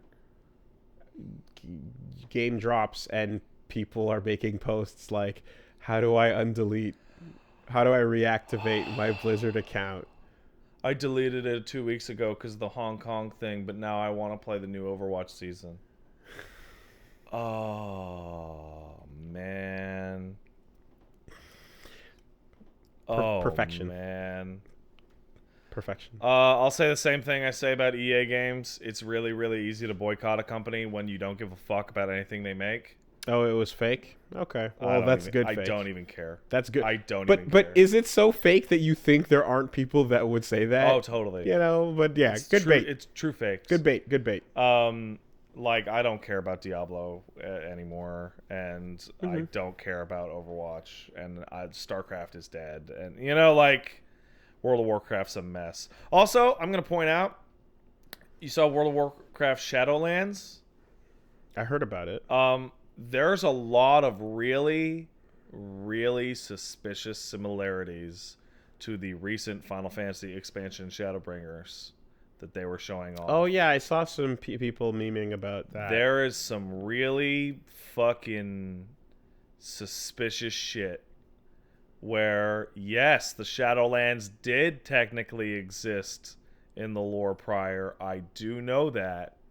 However, the visual treatment of the trailer, the areas and screenshots they decided to show, what is the context of final areas, etc., is like, this looks like you guys saw the shit last year and just started to fucking do like it. Especially since World of Warcraft and Fortnite, all of them have a old habit of, hey, competitor, preview something, rip it off and reach market as fast as you can, and in some cases beat them to it. I never had an accurate scope on like how big FF14 was getting because it's just something you played all the time. Yeah. And since you're always talking about it, It's I it's know that thing Pat plays. Yeah, and so I don't really get a sense of like other people playing it as much. But clearly in that, at some point, I know your Twitter exploded with a bunch of people you know going, "Oh, so I'm hopping into 14." Yes. And it was the Shadowbringers release. But I mean, or people that I didn't know played it before, saying, "Oh, I'm jumping back on." And I was like, "Oh, what?" Now I saw a fair comment just in our chat just now, which is like, Pat, you know they work on these way ahead of time, and they're working on multiple projects at once. Yeah, I do. But it's suspicious, and with a company that's acting like a bunch of scumbags, I don't particularly feel the need to be fair in my suspicion. If, say, Nintendo had some weird suspicious thing, I'm like, well, Nintendo makes nothing but nonstop quality, and they, seem okay, right? I'll be a little more fair. But who gives a shit about being fair to Blizzard? Fuck them. So what if I'm wrong? What'd I do? Hurt the feelings of a bunch of dirtbags? Ooh, no. Ooh. Yeah, once it drops, there'll be enough people that, Oh, yeah, people will fucking fine-tooth comb that shit.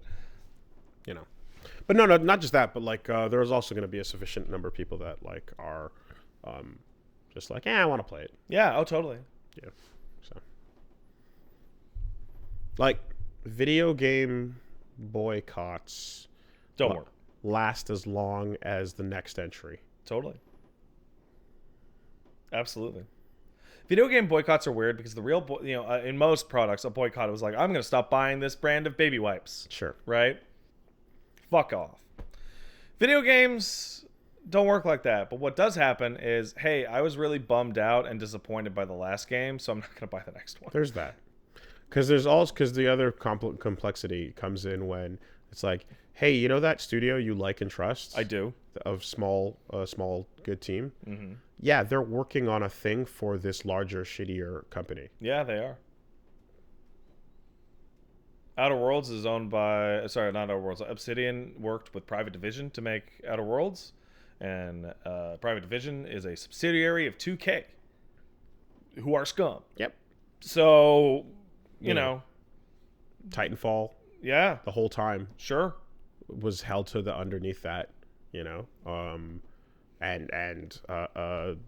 Radiant right now. Yeah. So, yeah, that's the games industry. Mm-hmm. It's like, yay, games industry is scum. Yay, Respawn, yay, Radiant, boo other shit. Yeah. Anyway, so BlizzCon. Boo. Genji has a hood. That made me laugh out loud. It's a sequel, so look, we gave Genji a hoodie. Wow. Diablo IV, huh? Yeah. Online only. Open world. God bless. I'm gonna roll my eyes now. Here we go. And done. Thank you. So this is a story from last week that we didn't get to, so we might as well just crack it open a little bit now. What do we got? The concept of a Stadia exclusive. Oh, you mean a sandcastle? Hey, sandcastles are fun. They are. And then the tide comes in and washes them away, never to be seen again. When's the tide going to come in? 15 months from now. That's the hard call? Yep. Stadia is... 15 months from November. That'd be what? 1 year would be November. And then 3 more, so... Yeah, before the March of 2021. Google's going to launch multiple studios for Stadia exclusives. Huge new IPs are several years out. But effectively, they're going to be making a few first-party studios to make games exclusive to the Stadia. One of which is in Montreal, Quebec. Headed up by Jade Raymond. That's right. Now, it's just the first thought that everyone has is... Oh, the games are literally built to die. They're made of dust. Yeah. They're going to poof. You will buy the game. It will be exclusive as invisible data on a thing you've never owned. And will belong to no one but Google. And then eventually it'll be gone, and then you will have never owned it. And there won't even be a way to fucking rip it because it was never on a local device in the first place. So you are making a purchase that is, in fact, a rental. Yeah. Of a digital sandcastle. I stole that term on Twitter. Somebody said it and I thought it was genius. It's funny. It's pretty funny. But it really is just a rental. Yeah. It's with a one-time fee. That's pretty... with a random return date. Mm-hmm. Mm-hmm. Books that dispose Books that will catch fire randomly and burn themselves. Yeah, from the library. I hope none of those games are like super duper good. Yeah, me either. I hope none of those games are sequels to franchises that I care a lot about. Yeah, well, some are. How you know that? Well, Shantae's one of them. I respect Shantae, but I'm not. Yeah, me either. But I know a friend who's a big Shantae fan. Yeah. And that game literally might as well not exist. They already announced it being exclusive. Oh yeah, totally. Yikes! Is that's way forward? I believe so. Yeah. Okay. Well, that's no good. Nope. Ghost games bad. Digital Sandcastles Bad. It's the fucking brave new future in fucking planned ops. You know what? floating in the wind. This might actually fall alongside planned obsolescence laws. Shantae is not exclusive. Well, good then. Good. Glad to be wrong. Awesome. But you know how planned obsolescence laws showed up when car companies started to fucking build their cars so they'd fall apart after like 5 years? Yes. And you can't do that? Yeah. This is like getting real close to that. You know what I learned recently too? When you see car crashes nowadays, they look Cool. horrifying. I mean, terrible.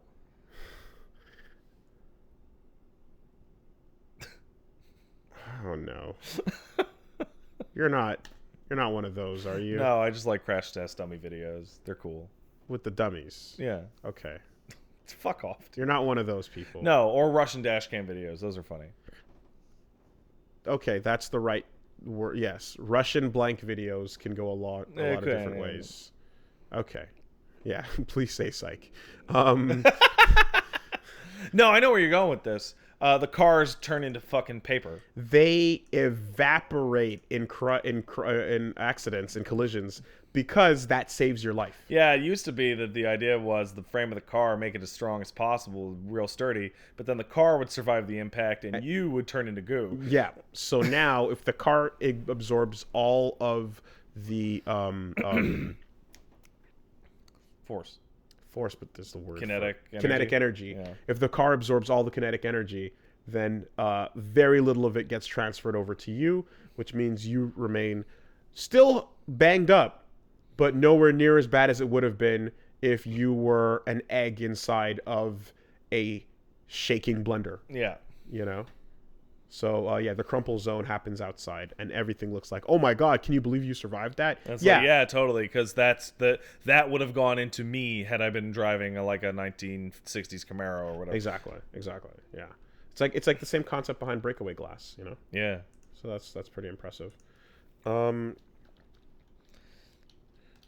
Anyway, beyond that, of course, there were protesters, and there were Winnie the Poohs. Yeah. And there were Mays, and yeah, good stuff. And every voice mattered. You know. Oh, we forgot one part of the Overwatch story, or the part of the interviews during the process for Blizzard was that we're not going to tell anybody what to do based on their social media, in their own private life, and then immediately threaten to fire an Overwatch coach for showing solidarity with Hong Kong. Oh yeah, there was that part. That happened. Where the immediate hypocrisy within a day. Someone, who was it? A friend of mine sent me a link to something describing that the actual Chinese Blizzard Twitter account. Oh yeah, I know exactly what you're talking about. And a lot of that writing from their messages is actually controlled by a different company entirely. So this was their way to get. So everybody, it's remember, not. It's there's a Chinese company managing. So what it was Blizzard. that they were like, people were like, hey, what the fuck's up with the fucking Hearthstone Twitter account? Going, we will always defend China's honor, and we will bend over for China every day. What's up with that? That seems explicit. And Blizzard was like, oh no, man, we don't even run that Hearthstone Twitter account. NetEase runs that shit out in China. We just subcontract to whatever. And then everyone's like, but it says fucking Hearthstone Blizzard on it. You still fucking said it. Yeah. What the fuck are you talking about? Yeah. No, it's not them. They didn't say it. Wooly, if I gave you $10 to stand outside and say a bunch of fucking outrageous shit, and then when people go, Pat, how come Wooly said all that shit for you? I went, well, I didn't say it. Who's Wooly? I didn't tell him exactly what to say. I just told him to say some crazy shit. Yeah. Apparently, so that company, they bought shares of Quantic Dream. Yeah, that company is also the one behind the Diablo Immortal NetEase, I believe. Okay. So which is why when everyone saw Diablo Immortal, they're like, this looks like a Chinese mobile game. they were 100% right. It's a Chinese mobile game. Okay. Yep. So, yeah, when a bunch of Blizzard folks are all looking around the room going, what would have happened? And one dude is standing high, saluting the chairman. Yeah. the giant painting of the chairman on the wall. Yeah. You're kind of like, I don't know what's that guy's thing. He just works here. I don't even know, man. It was weird. He really likes Mao. Yeah, he's just a huge Mao fan. I also found it, and maybe this is going a little too much, but considering the nature of the speech implications of Blizzard punishing somebody for advocating for their personal social cause, I found the fact that the president walked out with an LGBT solidarity pin to be fucking disgusting and manipulative. Like, go fuck yourself. You're wearing something that under certain countries' policies would be considered a similar act of political defiance as anything that Blitzchung did, but you're probably trying to use it for brownie points. You're an asshole. Probably. I mean, he might just be like, he might belong to one of those groups and just be hypocritical. Oh, you know what? That's totally possible. Yeah. Yeah. You don't know. I live in a country where this is fine, so you don't know. Fuck them. Well, anyway. By the way, double hypocrite. Overwatch, Tracer, and Soldier 76. You know, they're canonically queer. Yeah. Not in China, they're not. Really? Yep. Really? Yep. Region locked. Region locked. But what about those stories? Not available. Not available in Russia either. That is... So get fucked. Okay. Okay. So there is a default hypocrisy on display. Now, I don't want to derail the entire podcast this way, right? Right. But because on the one hand, there's like poison. Uh-huh. You know, and then, all that nonsense. And then there's this, right? But the thing about this always struck me as, like... The world can talk to each other now? No. If you're making a statement, that you're going to stand by it, in a way, because it's a statement. Mm. The whole point of that statement is that you're making it. Yeah. So that when you roll it back, based on the nature of the market you're releasing to, it not only weakens the statement, it almost completely invalidates it. It does completely invalidate it. Because then it's like it's almost like you're saying... The statement's only for people who can handle it, man. But it's okay if you can't and won't and refuse to accept it. Yeah. Which the whole point of the statement is to say that I'm making the statement regardless. Yeah. It's fucking... For example, Sonic Fox. Yeah. No matter where... He will tell you. They will tell you, sorry. No matter where, no matter what, you know. I was not aware of that change. My bad. So that is an example of like, yeah, fuck you. So if you're going to roll that back based on where your releases are, then what's the point to begin with? Is it because people are going to think better of you in the region that it's happening in? Wooly, remember the E3 documentation? It's about storing, quote, positive chits for future use. But you're never... A term I had literally never heard before. Yes. And, you know, and I know that last time this came up too, like, I did have a discussion with someone about, like, the shitty nature of having to second guess good intentions. Oh, yeah. And, like, this is to not... And I wanted to restate that this is not to have anyone feel attacked because of their representation. It's because... You're looking at a country where they're taking back the thing that's a progressive move and saying that no, Soldier 76 is not gay in China. So here he is hanging out with his wife. Like, no, he's just hanging out. That's so weird. I didn't know that. You know what he's hanging out with? That's so bad. That's he's hanging out with not a skeleton. That's so fucked up that you would do that. Yeah. I mean, You know. Like there's these things where like Wooly, listen, man. You remember in Captain America: Civil War when Cap pulled out that little piece of paper and it was like, oh, I gotta try Thai food and I gotta watch this movie and it was just culturally appropriate for everybody's sensibilities. That's all it is. Okay, now here's the By thing. the way, I'm being a sarcastic fuck. Of course. Bullshit. But here's the thing, right? And you always get into these parts where it's like, okay, so like how WWE is now doing stuff in Saudi Arabia. Oh yes, and being held hostage. And they're being you heard about that, right? I heard that their planes didn't they had a hard time getting back. Yeah, their planes had a hard time getting off the floor because Vince had an argument business-wise with the Saudis. Oh, is that the reason why? Yes, that is the reason why. I didn't catch that. That's why SmackDown had like 12 people on it. Yeah, I heard about that, but I didn't know that was the... Yeah, no. It's like every plane they tried to leave on suddenly had mechanical problems, and they were just told to sit at the hotel for an extra day. Yes, right. While Vince and the royal family argued about $80 million that had not been paid.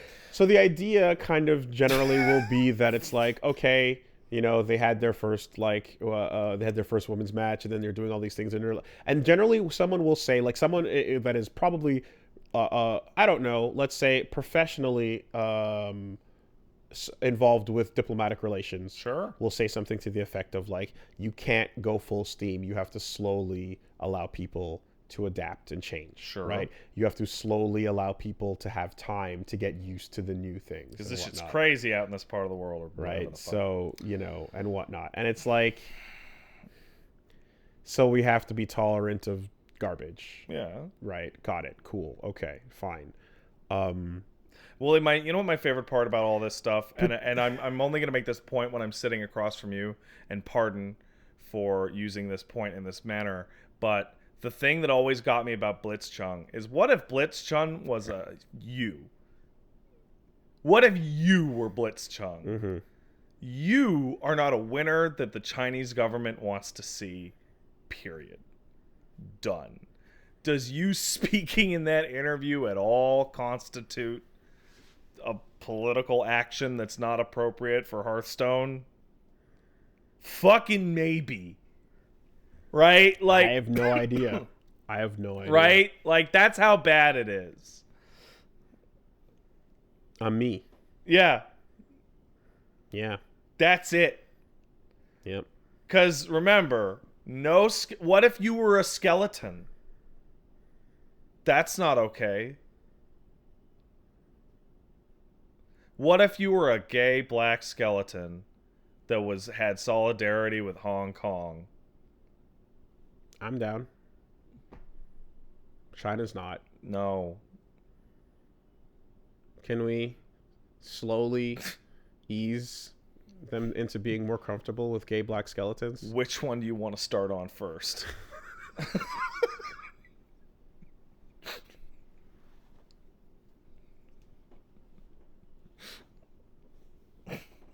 They really don't like skeletons. No, they hate it. It's fucked up. It's fucking crazy.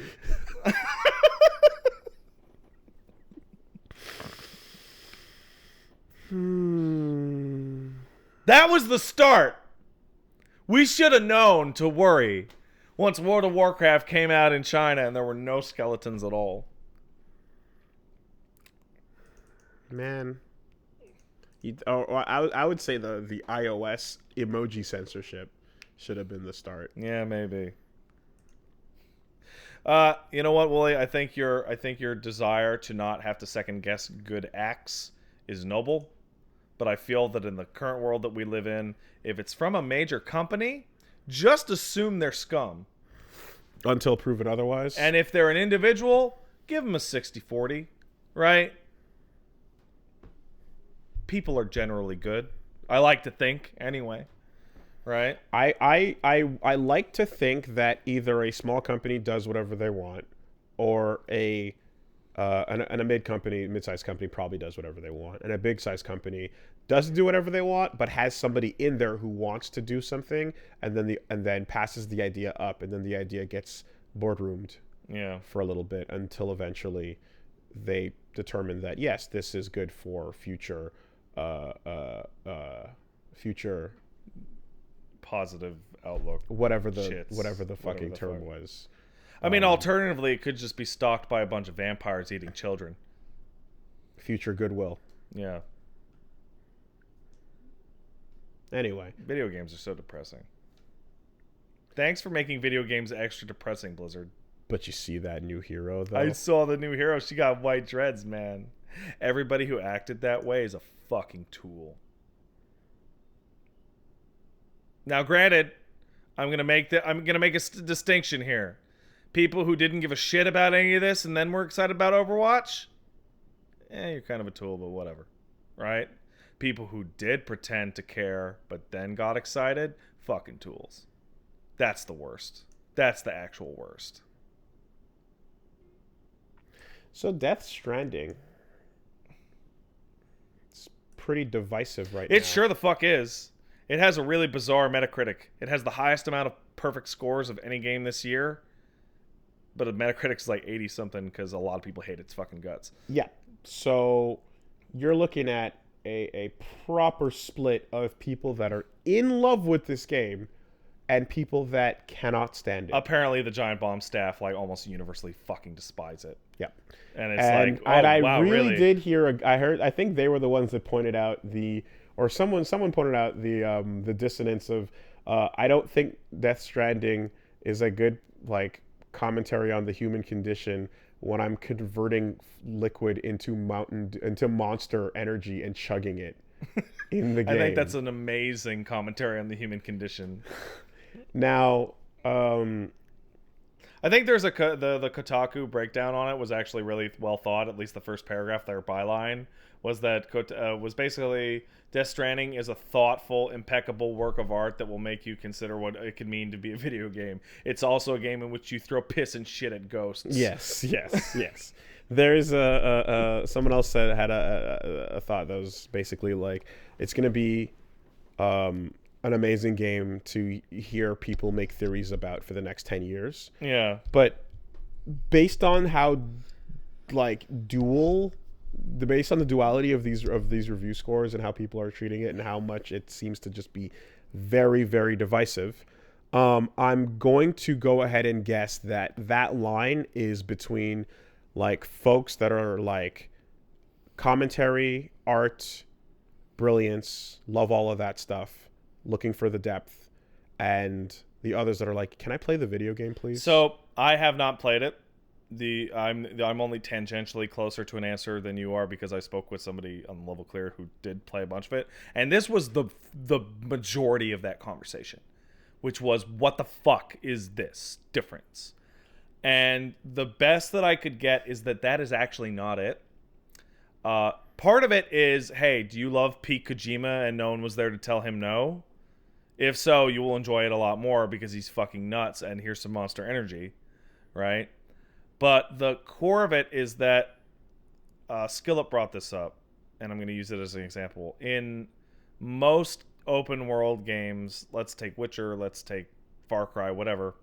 When you're moving from point A to point B, you are setting a waypoint on your map, and you are holding up on the analog stick. Maybe you're going to drive a car, right? In Death Stranding, the terrain differences from foot to, hey, how do I get across that river? To, oh shit, the incline's a little steep, I hope my character doesn't tip over, is the moment-to-moment gameplay. In that, literally walking from one location to another is the primary gameplay. That's crazy. And if you are the kind of person who is like, I just want to get to the end of this mission so I can fight the thing, this will literally be the most miserable experience ever. Okay. Because combat is a minuscule part of this game. Sure. I don't need combat to be a majuscule part of this game.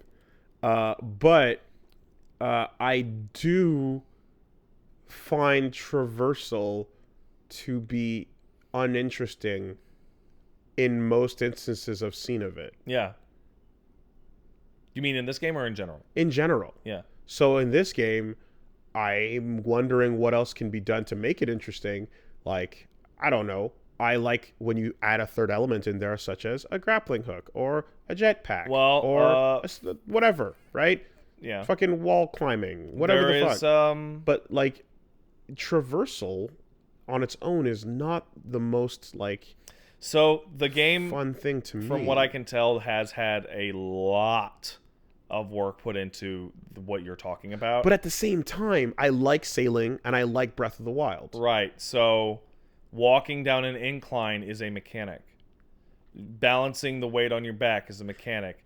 Things falling off of you or being damaged, or or the boxes sticking out of the grass for stealth reasons is a mechanic. Yeah. Leaving behind ladders, using ladders, crossing a river is a big deal in this game, which is weird because it's so trivial in everything else. And then there's the Dark Souls journey-ish kind of people are leaving behind items and vehicles and shit all over the place for you kind of thing. That could be fun. It is. It feels like the Oregon Trail. It feels, yeah, absolutely. Absolutely. You're even going east to west, right? It absolutely feels like it is taking like survival horror like methodology of, remember when we were playing RE2, or you were playing it, I was there, and I was describing like going through those levels as math equations. It's like how much shit do I have? How many enemies do I know there are? And then each enemy is like a fucking equation of X resources. It feels like they took that, and instead of enemies, it's the terrain. Okay.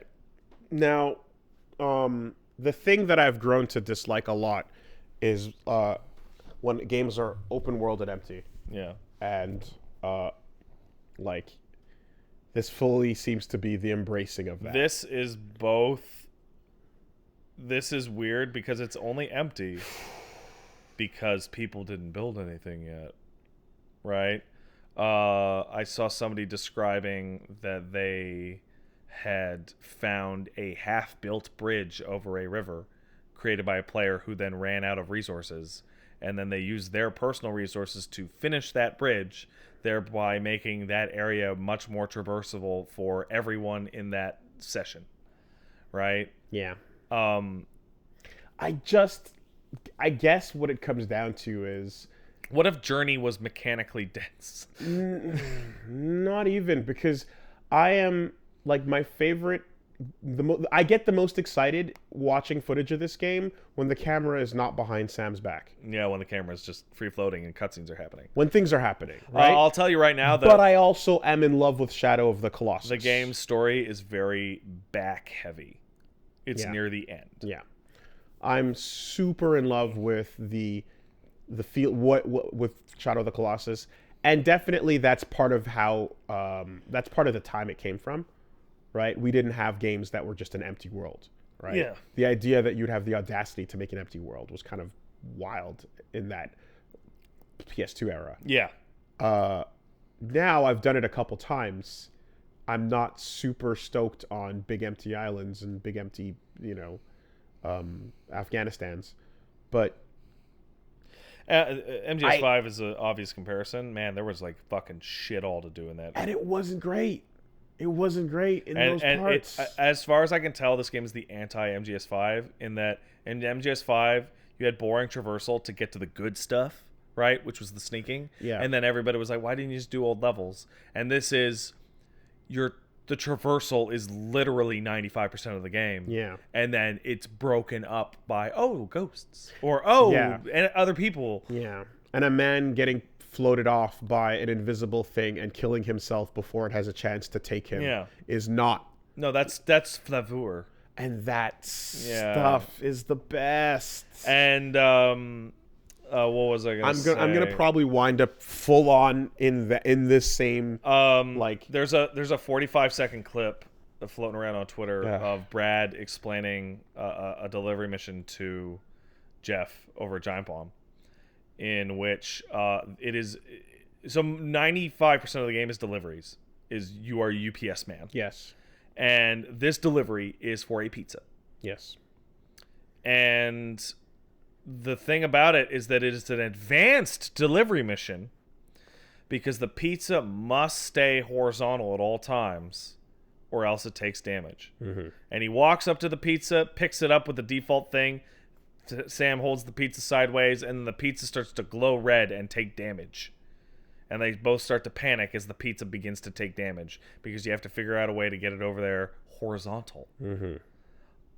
That's what Death Stranding is. Like, that's the game. It's like, how am I going to get from here to there with what I have? And it's Oregon Trail. Those nonsense box missions in Astral Chain. A little bit. I am going to probably love what I love and hate what I hate when I play this. I am going to feel both sides of these reviews. I am probably going to be all in or all out. I see, that's the thing, is like, I'm capable of living with the contradiction. Well, for me, it's whether or not it clicks. Because if it clicks, I will gladly deliver many packages if I enjoy the core act of delivering the packages. Yeah. If I don't, then I don't. And that seems to be the core thing. Yeah. There's a real, like, this is not... There's a almost Dark Soulsian, like, this is not a game for everyone.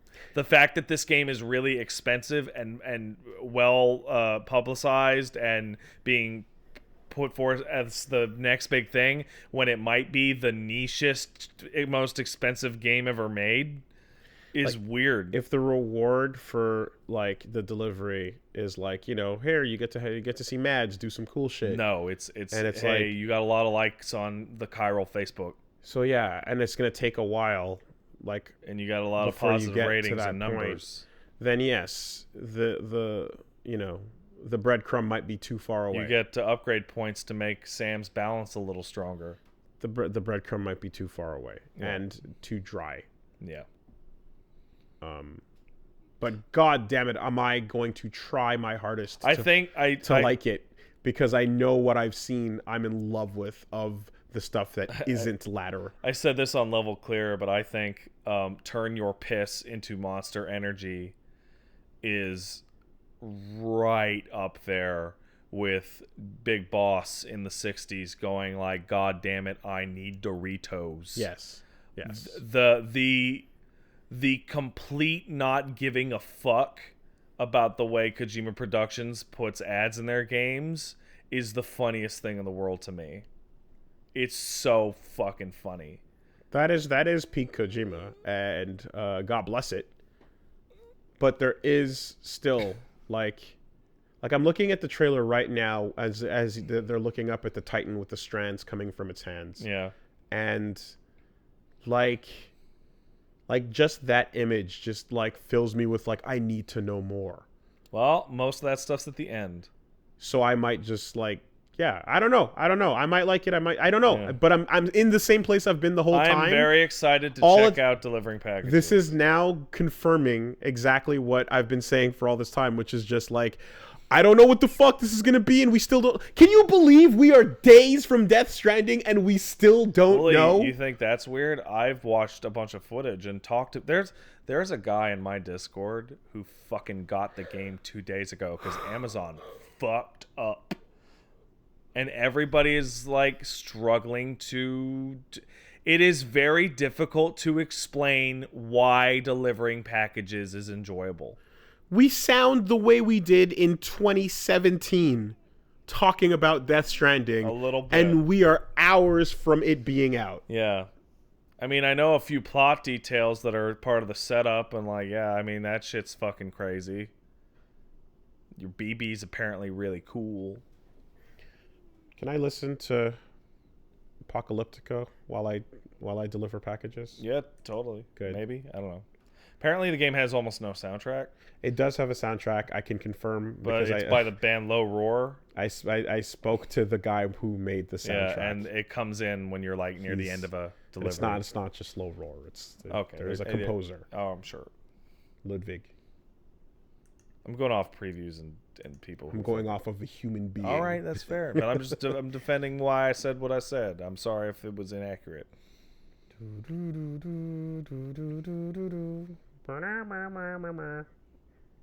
Boy, I hope that game's good. No, you know what? That isn't applicable here. Boy, I hope I like that game. Would be more accurate, I think. Yeah. Because the game seems to be immaculate in its quality towards its stated goal, Whether or not I give a fuck about that is up to me, I guess. And this will become the pro and anti-scub of 2020. Anti-scub, obviously. We're going to 100% see vehement defense and or... This is the 11-hour video of why Death Stranding is the worst video game ever made. Yep. Yeah. Speaking of mundane activities in your video games... Hey. No More Heroes 3? What about it? It's about 35 to 45% complete. Really? That was fast. It has a bigger open world than No More Heroes 1. Okay. It's the biggest... It's not It's not Grasshopper's biggest budget. The open world is something you would see in a Ubisoft or Rockstar game. There'll be about the amount of side missions you'd expect from a No More Heroes game alongside some other extras. This feels like a huge waste of money. The suit Travis wears in the announcement trailer was playable in the final game, but under special circumstances. Beam control, motion controls will reappear, but the challenge is figuring out when to best use the Switch hardware. We'll get a new trailer soon. And yeah, there's going to be...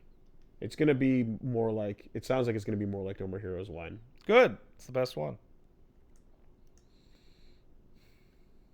Coconut collecting. Great. Good stuff. I'd honestly say 2 is the best one, except for that fucking final boss. Oh my god. Headcannon, Yeah. the people that made Sonic Mania, are a co-developer behind Sonic Mania, excuse me. They've got a Kickstarter coming out for something called Vertebreaker. That's them? It's a skeleton game. It's a skeleton game. And yeah, they've got a footage. It looks good. They've got a trailer. It takes about 40 seconds to get to the gameplay. But when it does, it's some classic skeleton swinging bones and fun mechanical platforming 2D. Looks like probably like, you know, I'd say Sega Saturn era platformer. Yeah, I'd say that's about right. You know, and lots of momentum, fun stuff going on. So check it out, see if you like it. It's looking for a lot of money. It's looking for 362 large. Boy, that's specific. Canadian. That's why it's specific. And they're currently at 17. So damn, they're aiming for a lot here. Now here's a game you won't see in China. No. Yeah, looks like it should be fun. There's a demo, so we'll see where that goes. Took a while to get to that gameplay, but it is there. It is there. I kind of, especially, I guess I'm at a point where, like, you know, when people... Did you just... Oh my god. What? What did I do? You started talking about Vertebreaker and Paige showed up in the fucking Twitch chat. Okay, well... You have a problem, bitch. So when a lot of Kickstarters come along, and I often need to kind of, for lack of a better term, just get to the point. Yeah. Like what is it? Just what is it? Because there's a lot of preamble in many cases, and so if I scroll down, I really, really, really like when there's a GIF of the gameplay happening right away. So you're like, got it. It's a this. Yeah, the original Kickstarter pitches, like all like in the beginning of the golden age, were all like fade-ins on like a notable game developer talking at a table. It's like, hey guys, explaining. You know us from. Yeah, and it's like we're past that. We're past just that. Show me the click fucking the button, go to the gameplay. There's so many at this point that you just got to get there. Yes, but that's Vertebreaker. I love you, honey. Now, some other news. I mentioned it a little bit earlier. Capcom Yoshinori Ono he sat down for an interview, and he basically was talking about Street Fighter V and its future and the current landscape of stuff. But they touched on a couple other topics, including what fucks up with Deep Down. It's not completely dead. As you can see, it's not completely given up on, because they still do have the trademark. So what he said was, the original team is clearly not together at this point, but people might have noticed that we've kept the trademark registered, so it's not completely given up on. Every year we examine titles we're doing in the future. We bring up projects and approve and move forward. Not much I can say about it, but if you've noticed we've kept the trademark, it means we haven't given up on the title completely. At TGS, I played a few. Yeah, the Eurogamer said I played it at 2GS a few years ago, and it looked promising. And Ono replied, "We did have a concept developed a bit further than that, but yeah." So, it's not dead. It's not dead. It's not dead. Deep down, not dead. I don't believe that. We still have the trademark as some weak shit. I mean, Skeleton Crew redeveloping a core concept is not dead. Yeah. Just make a Dragon's Dogma, guys. I mean, Itsuna probably is, so what am I talking about? But then again, like, you've stared at things and said, like, that doesn't exist to things that exist. Yeah. So. And some of them did, and some of them didn't. Some of them did for a while and then stopped existing, which is the saddest one. Not much to say, but hey, Terry Bogard's art. Terry Bogard is out. He looks really cool. It looks incredible. And he has all the love expected of Sakurai. And if you want to see Sakurai flex his Neo Geo knowledge for 45 minutes, check out that Nintendo Direct where he pretty much spends about half of it showing off Terry and the other half just telling you about the history of the Neo Geo. But what is... I was really, really impressed and happy. The most important takeaway from today's stream about Terry Bogard, that is that while Bayonetta may be a sex freak, she ain't got shit going on compared to Mai. Mai Shiranui is not allowed. Straight up not allowed, because Smash Brothers is for good boys and girls, and Mai is just a little too much. Now, there was an old adage that says, no Mai, no buy. However, she does exist in the ports of SNK games. Yeah. So she's not completely not on the Switch console, but just clearly the suspicions about Bayonetta are not unfounded. Yeah. Because Bayonetta gets a pass because she is wearing a skin-tight bodysuit with some feathers on it. 90% of the time. Yeah. Occasionally Mai it comes off. is wearing a Kunoichi outfit, and she is bouncing all over the place. Yep. And they couldn't not emphasize it if they made her. No, it would be against the law. And the amount of work they put into modeling literally every other character. Oh, there are so many KOF characters of in that significance. Stage. Like, they're all there. The entire roster of like 95 practically. Yeah. Plus Rock Howard, plus just Geese is there. Fuck. Yeah, it's everyone's there. It's absolutely crazy. And they're like really nice models too. Also, there's the Mii costumes they showed off, including Virtua Fighter. Yeah. And other fighting game characters like Samurai Showdown stuff. Yeah. So, you know.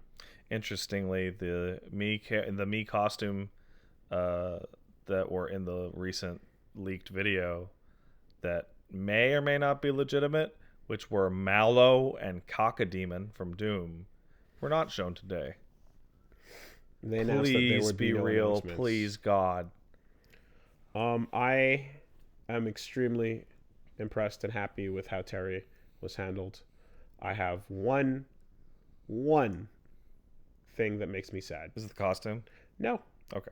Because that's fine. I get it. There's no Wild Wolf. Yeah. I want to see Wild Wolf. They didn't do it. That's okay. I would have loved to see Wild Wolf, but they didn't do it. Someone had an idea, and that was that his taunt would be him throwing the hat off. And it would have a hitbox. So that when you're coming back from and recovering, it would spike you. That is the single greatest thing. Oh, it's real good. And I'm so sad that's not real. It would have probably been way too good. Like, fuck. The level of, like, but no, because it moves outward.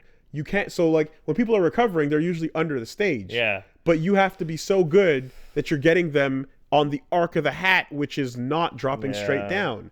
It wouldn't be so good. It would be really hard. They should have had it so that he could throw the hat as a taunt, and Ken, and only Ken, could catch it. Sorayo.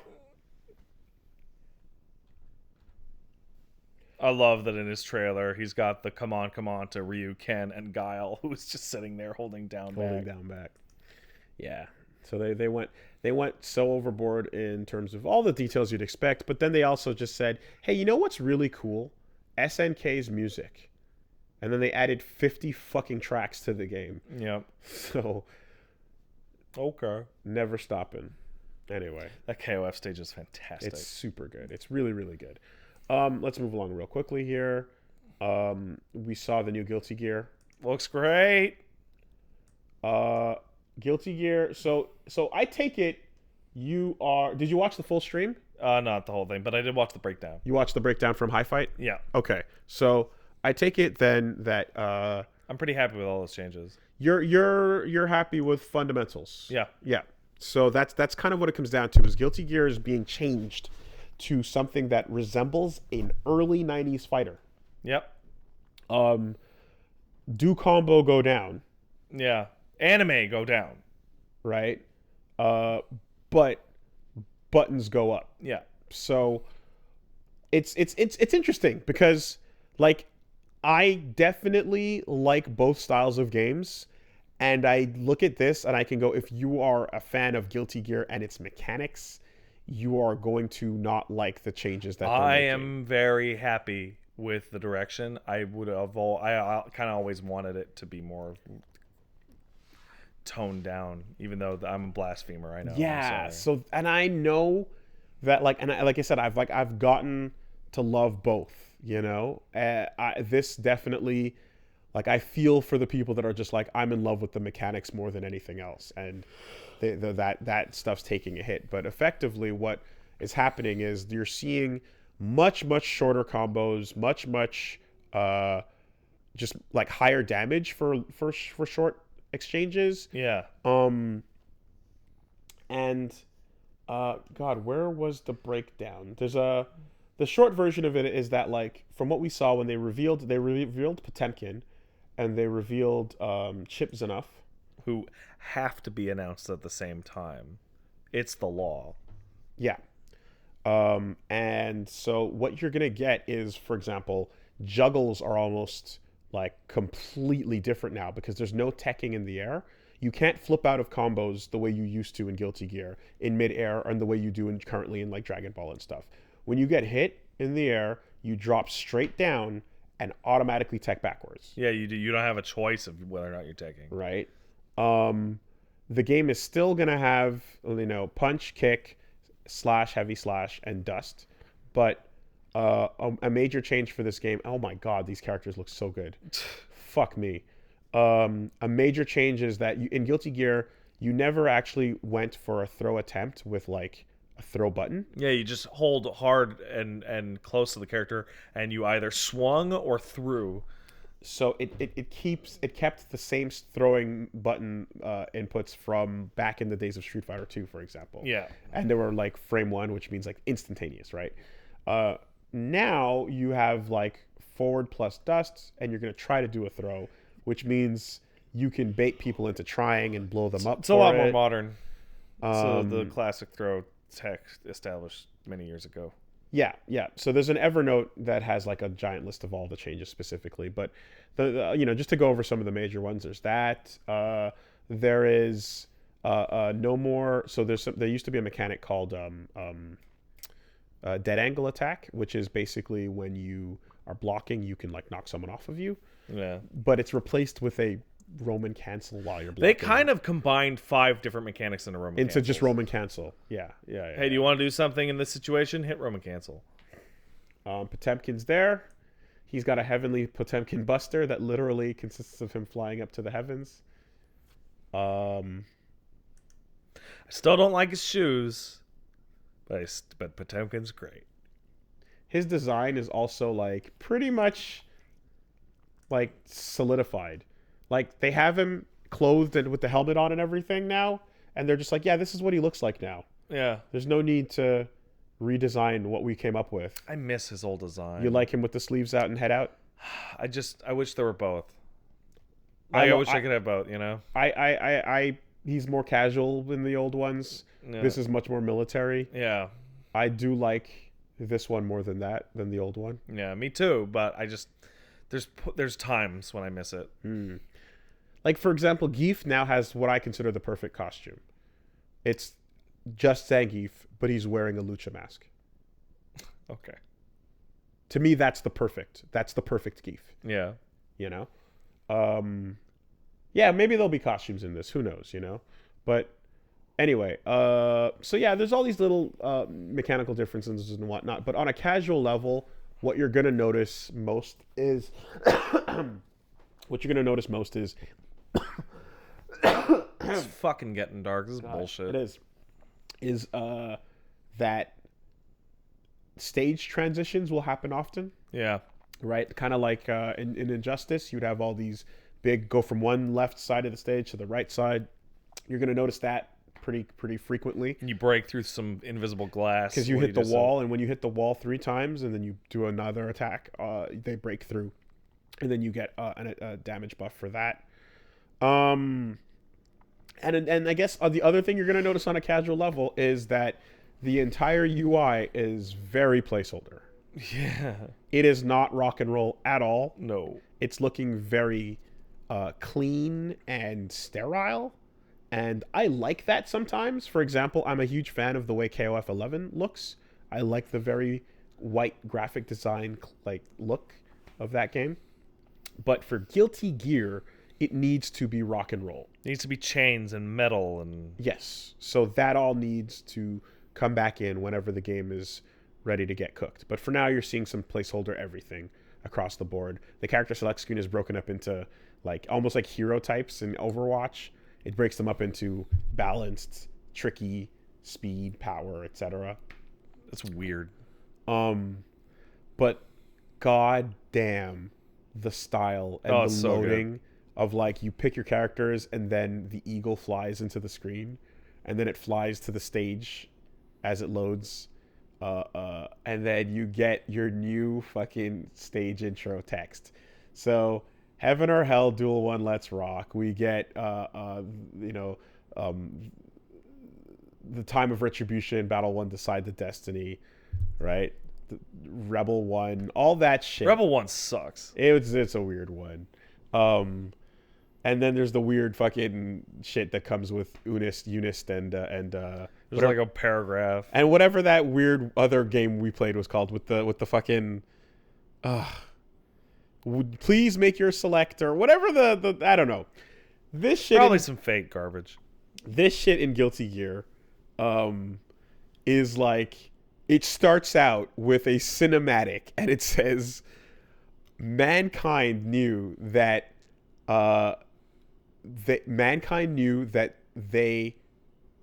I'm already fucking it up.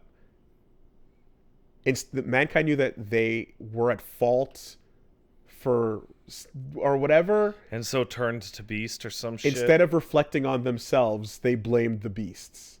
Heaven or Hell, Duel 1, Let's Rock. It gives this whole fucking paragraph and is so stylish and good that I'm like, that on its own is wonderful. As it says Heaven or Hell, you get the feet of the character in player 1 in the foreground and the player 2 character in the background, and you're seeing the cinematic from mankind knew that they could not change society. Yeah. So instead of reflecting on themselves, they blamed the beast. Heaven or Hell, Duel 1, Let's Rock. Thank you. You see the perspective of player 1. So player 2 will, in Potemkin's case, he comes jumping out of the case or whatever, you know. But in the cases of things like Axel, for example, you see him in the stopped time in player 1, and then he touches reality, and then it ripples, and then he's back. But in player 2 side, you just see him appearing. So it's like you're getting the Dio in the world, outside the world perspective. Fuck, it's so good. So yeah, on that level, it's already killing it. And of course, the full version of Smell of the Game is out, so you can enjoy Bullshit Blazing for as much as you want. And yes, at the end of the stream, after they took Q&A and they did all this stuff that I mentioned earlier, that they announced the game was going to be at Arc Revo. So at Arc Revo, where I'm going to be doing and participating in all that, they're also taking the feedback for how people think and feel about this new version of Guilty Gear. And the quote that the Japanese Arxis guys gave was basically something to the effect of, it's not just that the UI might change, it's that the entire game literally might change after this point. Okay. Absolutely nothing you see is final. You're taking a lot of feedback. Yeah. So that's good, because That's heartening. People have a lot of feedback. And anime fans want the game to be more anime. And OGs want the game to be more OG. They like the change towards classics and more footsie based play. But the thing about that is, it's not just for the sake of making it an old style fighting game. It's because new players don't have as hard of a time. You need to go up there and ask them where Bridget and Zappa are.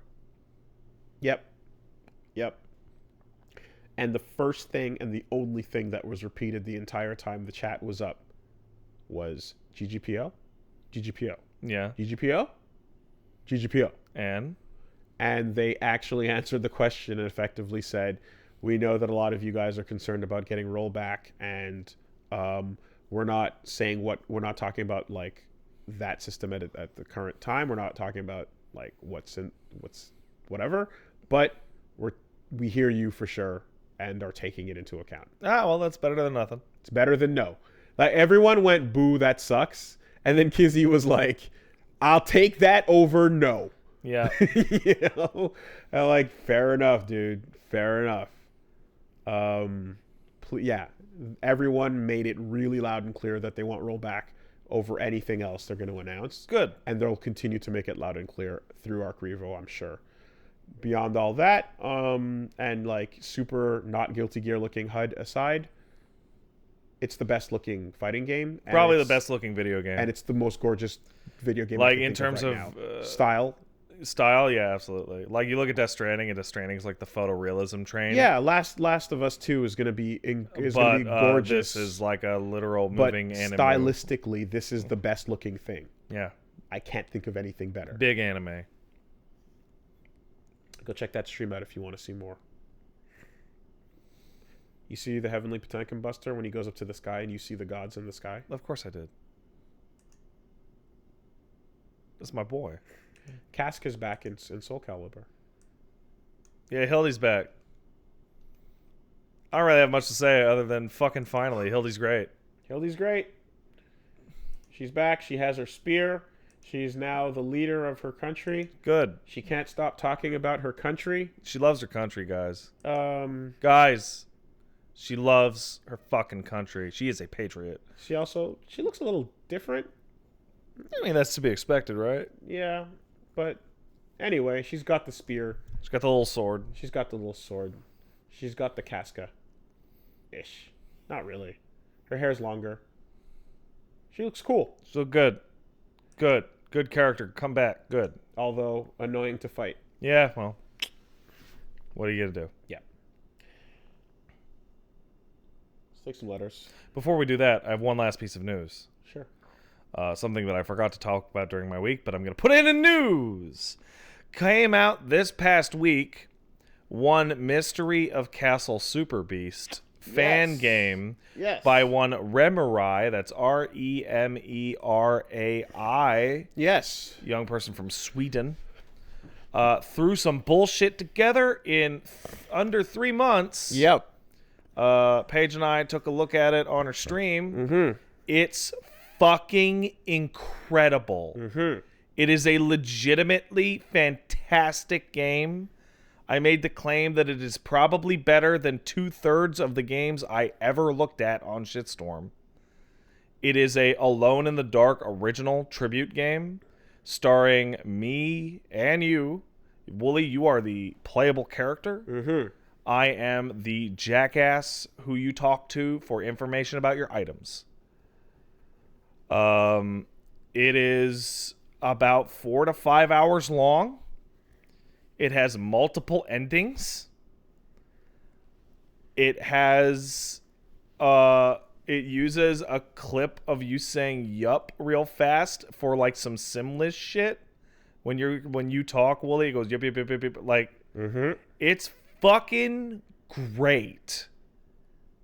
I'm astonished at its level of quality in that it feels more like a real video game than a fan game.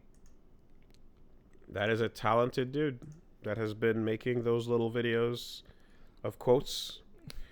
And I look forward to the opportunity to play it myself. And it has one jump scare.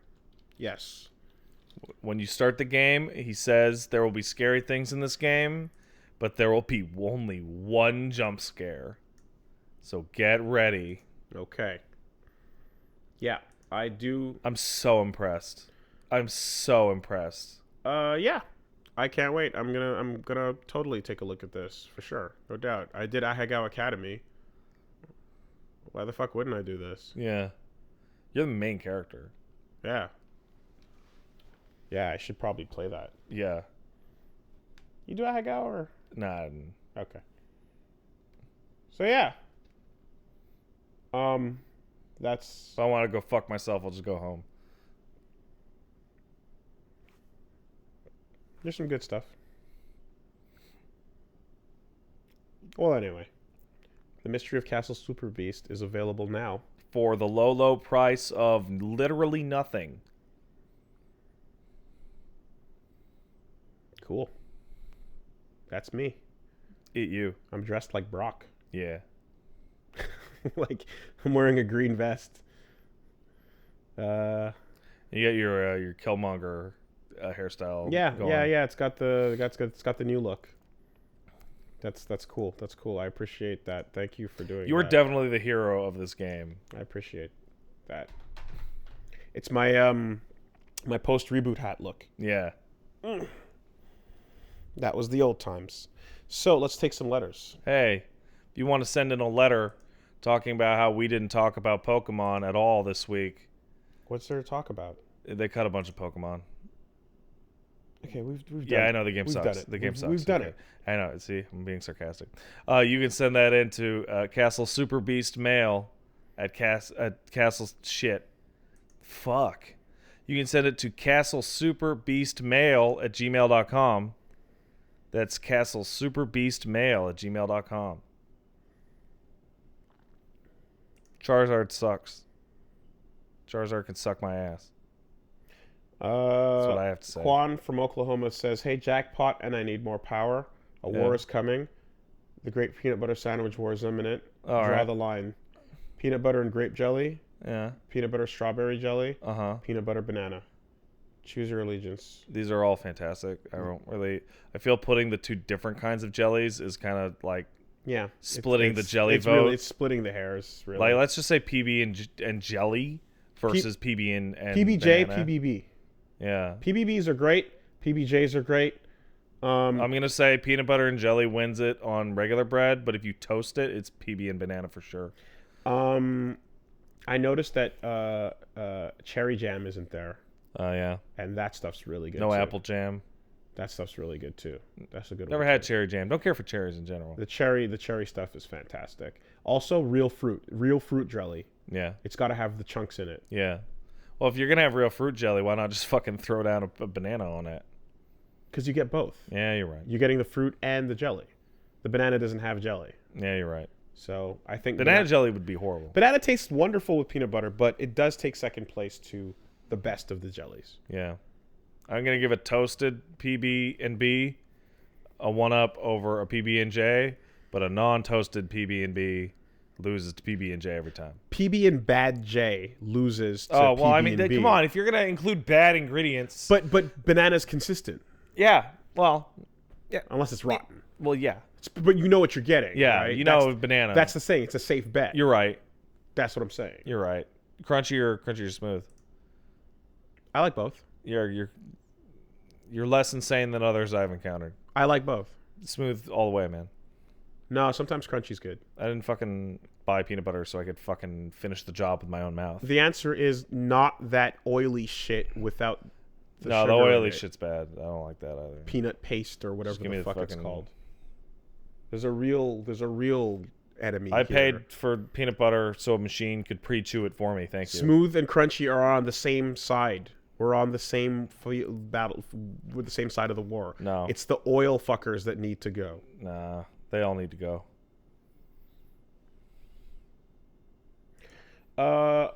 Dear Castle Super Beast, the other day I was playing Dead Rising 2 off the record with a friend online. Got to a point where we had to progress forward, but could not. Being dumbasses, we forgot to give Frank his Zombrex. So after defeating the bosses, we were stuck at the checkpoint, and we could only go about 20 seconds before hitting game over. Yeah. We restarted the file, That's but realized too late that the save and all progress, that we never saved, so all progress was lost. Brought back the days of N64 without the controller pack trying to save progress. What's the most you've ever lost because you forgot to save? I lost 2 FF7 95% complete playthroughs in a row because of shitty memory cards. Yeah, so we talked about that already. I talked about Golden Sun. This is a repeat question. I guess in terms of deliberate, like not having a memory card, it's all repeat at this point. We're just going to repeat the same answers. But Wooly, if you think about it, all conversations are just repeats. To be honest, yes, but the difference is into a microphone or not, I suppose. Hey, listen, microphone. If it's far enough in the past, no one's going to remember that I already said that I played through 45 missions of Namco X Capcom without a memory card. That's crazy still. It's fucking nuts. Just plug in a memory card. I didn't have one because I didn't have a PS2. I borrowed my friend's. Just get a PS2. He gave it to me for a weekend, and all I had was a controller and a copy of the game. I had no save, so I left it on, and I just marathoned it all day, and then when Sunday night came, I had to give him back his console. I thought I might get lucky enough to maybe beat it. Turns out it was Namco X Capcom. Yeah, it turns out it was Namco X Capcom. Tried to beat it in one go. That's not possible. Wasn't possible. That was life.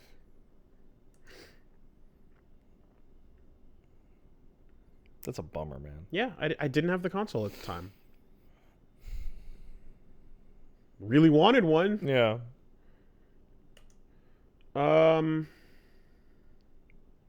All right. We get this often enough, and it comes up on Twitter often enough, and I know that one answer will never answer. One ball is bigger than the other. There, it's done. One answer will never help. No one will ever hear all in one. I already answered it. But a lot of people will hear one if we make it and then clip it. Yeah. So yeah. Here's for the clip feature. You gotta fucking make it really, really memorable if you want it clipped. A lot of people ask, I'm coming to Montreal, what should I do? Oh, yeah, that's a good one. Here's the simple. We'll keep it straight forward. All right. There's Schwartz smoked meat is very good. You want to hit Delalo's near Villemard. You want to hit Au Pied de Cochon, fancy restaurant. So you can't just throw them out. Just give them a bit of what they're getting, right? All right, you do it. So you got Schwartz smoked meat. It's very good. Yeah, Montreal smoked meat's a thing. It's the main thing, right? It's on Saint Laurent. Like, there's 2 places, one for takeout, one for dining in. A lot of people just go to the dining in one and line up. Oftentimes you can walk into the second one and get your meat to go. People don't know about it. There you go. You want to get your poutine. You get your poutine at La Banquise. That's right. That's LABANQISE. Mm-hmm. La Banquise. It's where poutine goes to die. La Banquise, if you're Anglophone. And what you basically go in and do is sit down. It's 24/7, and you see a giant menu of all these different crazy flavors. If you've never had one, get a regular. If you've had them before, get whatever you want, because you can have fun with it, right? If someone's never had I don't know, like pizza before, get a pepperoni slice. Yeah, fuck it. After you've had that pepperoni slice, then you can go for the other stuff. Yeah. Okay? Good. The other thing Montreal's good for is we've got Portuguese chicken, aka piri piri. If you've had it, good for you. If you haven't, Romado's is very good. Saint Viateur bagels. That's what I was waiting for. Same Best bagels street, in town. Same street, same place, same area. 3 or 4 of these places are all on the same block, frankly. There's one out on Monkland and NDG, but you're not going to go to that Saint one. Viateur, ST-VIATEUR. Bagels. Unless you're from New York, this will easily be the best bagel you've ever had in your life. Great. If you are from New York, you can have an argument with people there. The best pizza you can possibly have is not on the island. It's, in fact, about a 25-minute drive. Man, the trip out there is fucking stupid. It is, but if you want to have, like, next-level, game-changing pizza, you can go to Como Pizzeria, C-O-M-O Pizzeria. You got to drive out to it. It's fucking dumb. You got to have access to a vehicle that'll get you there, fucking out there, or an Uber. It's in like a fucking shitto strip mall. It's in the fucking farm zone. The Montérégie region. But it is the best pizza. Period. Best, not around just, here anyway. Yeah, get the Italian sausage. Italian sausage is the flavor to get. It's one of those thin crust, heavy on the cheese, chunky meat, good sauce. There you go. You got the Lalo Burger. Yeah, that's over in Villamard. That's near the Monk Metro Station. Here's the thing about the Lalo Burger. It's a lot like In-N-Out. Yeah. I don't know that, but... It's basically just In-N-Out. Okay, it's crumbly good. burger. I like it. Yeah. It's very greasy. Americans already know Bring it to you in wax paper that's all fucked up by the time it gets there. It really is just In-N-Out. They do have it. But it's good.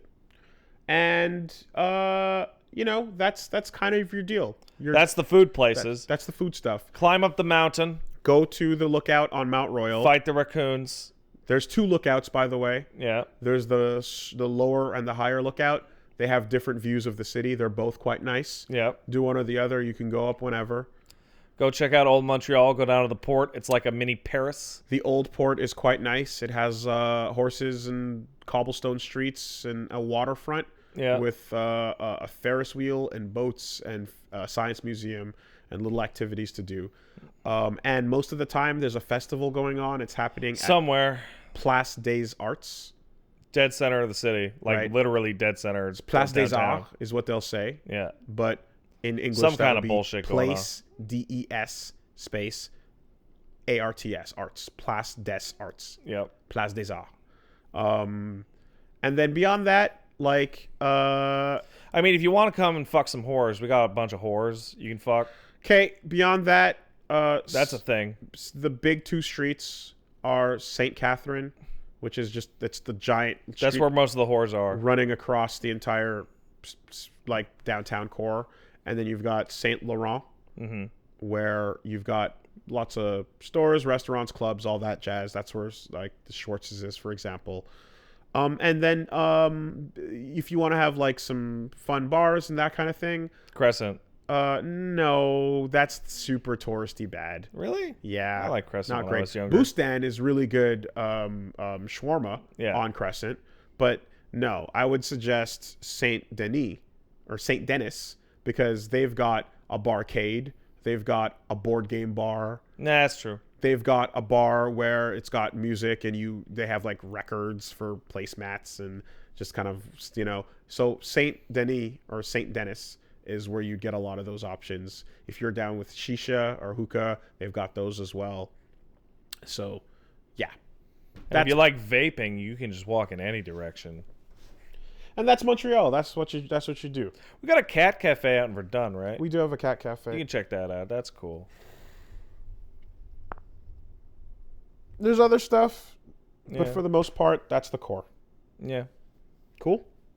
Yeah. There's amazing upscale restaurants. Shouldn't be too hard to Google and find out what those are. Yeah. Right. But those things are just to give you enough to overwhelm you with choice. That's your soundbite. That's Montreal. Okay. And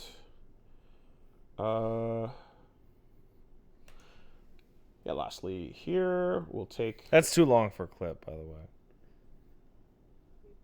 What are you talking about? Oh, you mean Twitch clips or YouTube clips? YouTube clips. Ah, that's the solution.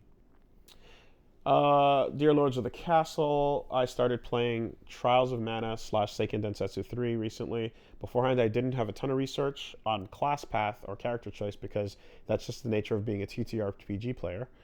I liked everything I read on paper, and I started planning my team and hedged my bets on how to proceed down the road. Then I actually played the game, and it was fun to start, and I liked the combat system to a degree, but the perfect emulation so menuing was glacial.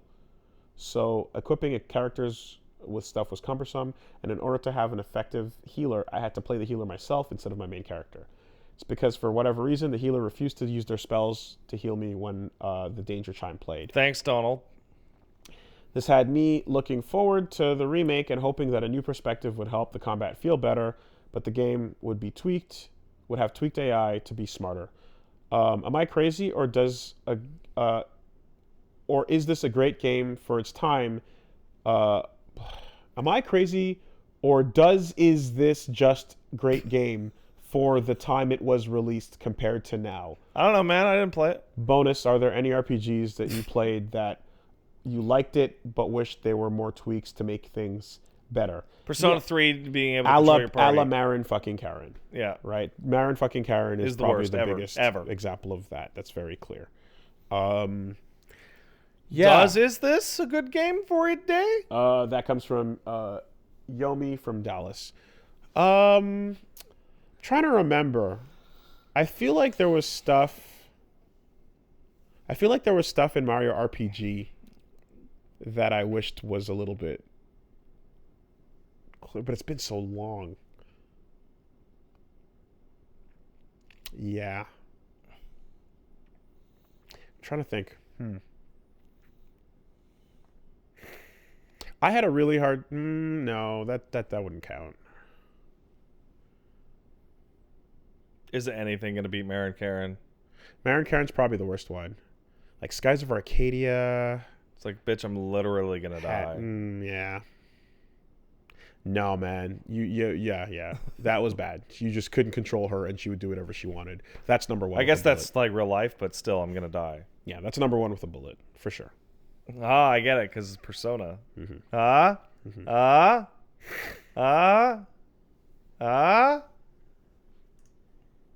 All right, hey, I'm going to be streaming later. It's twitch.tv/AngrySpat. I'm going to do Outer Worlds this week and then Death Stranding. Check that out at 8 p.m. and 3 p.m. on Friday and Saturday. That's cool. That's where I'm at. Yeah. The LPs continue, so Indivisible continues, and Astral Chain will be wrapping up this week. We'll be starting the new stuff. Also, of course, one-offs, some fun things coming along the pipe for that. And I'm going to have some serious thinks about how to tackle Disco or otherwise, or there's Disco, and then there's like 2 or 3 other games that are all games that I really want to know what happens in them, and people really want to see them, but you don't want to do the process of doing them because it might be the most miserable, soul-crushing shit ever. At which point people will stop being interested and give up maybe 5 to 10 episodes of 80. Sick. So this is the struggle. It's a conundrum. It's always been there. Yeah. All right, this has been a fun time. You guys have a good week. We'll see you next week. Or earlier if you check out our personal channels. Bye.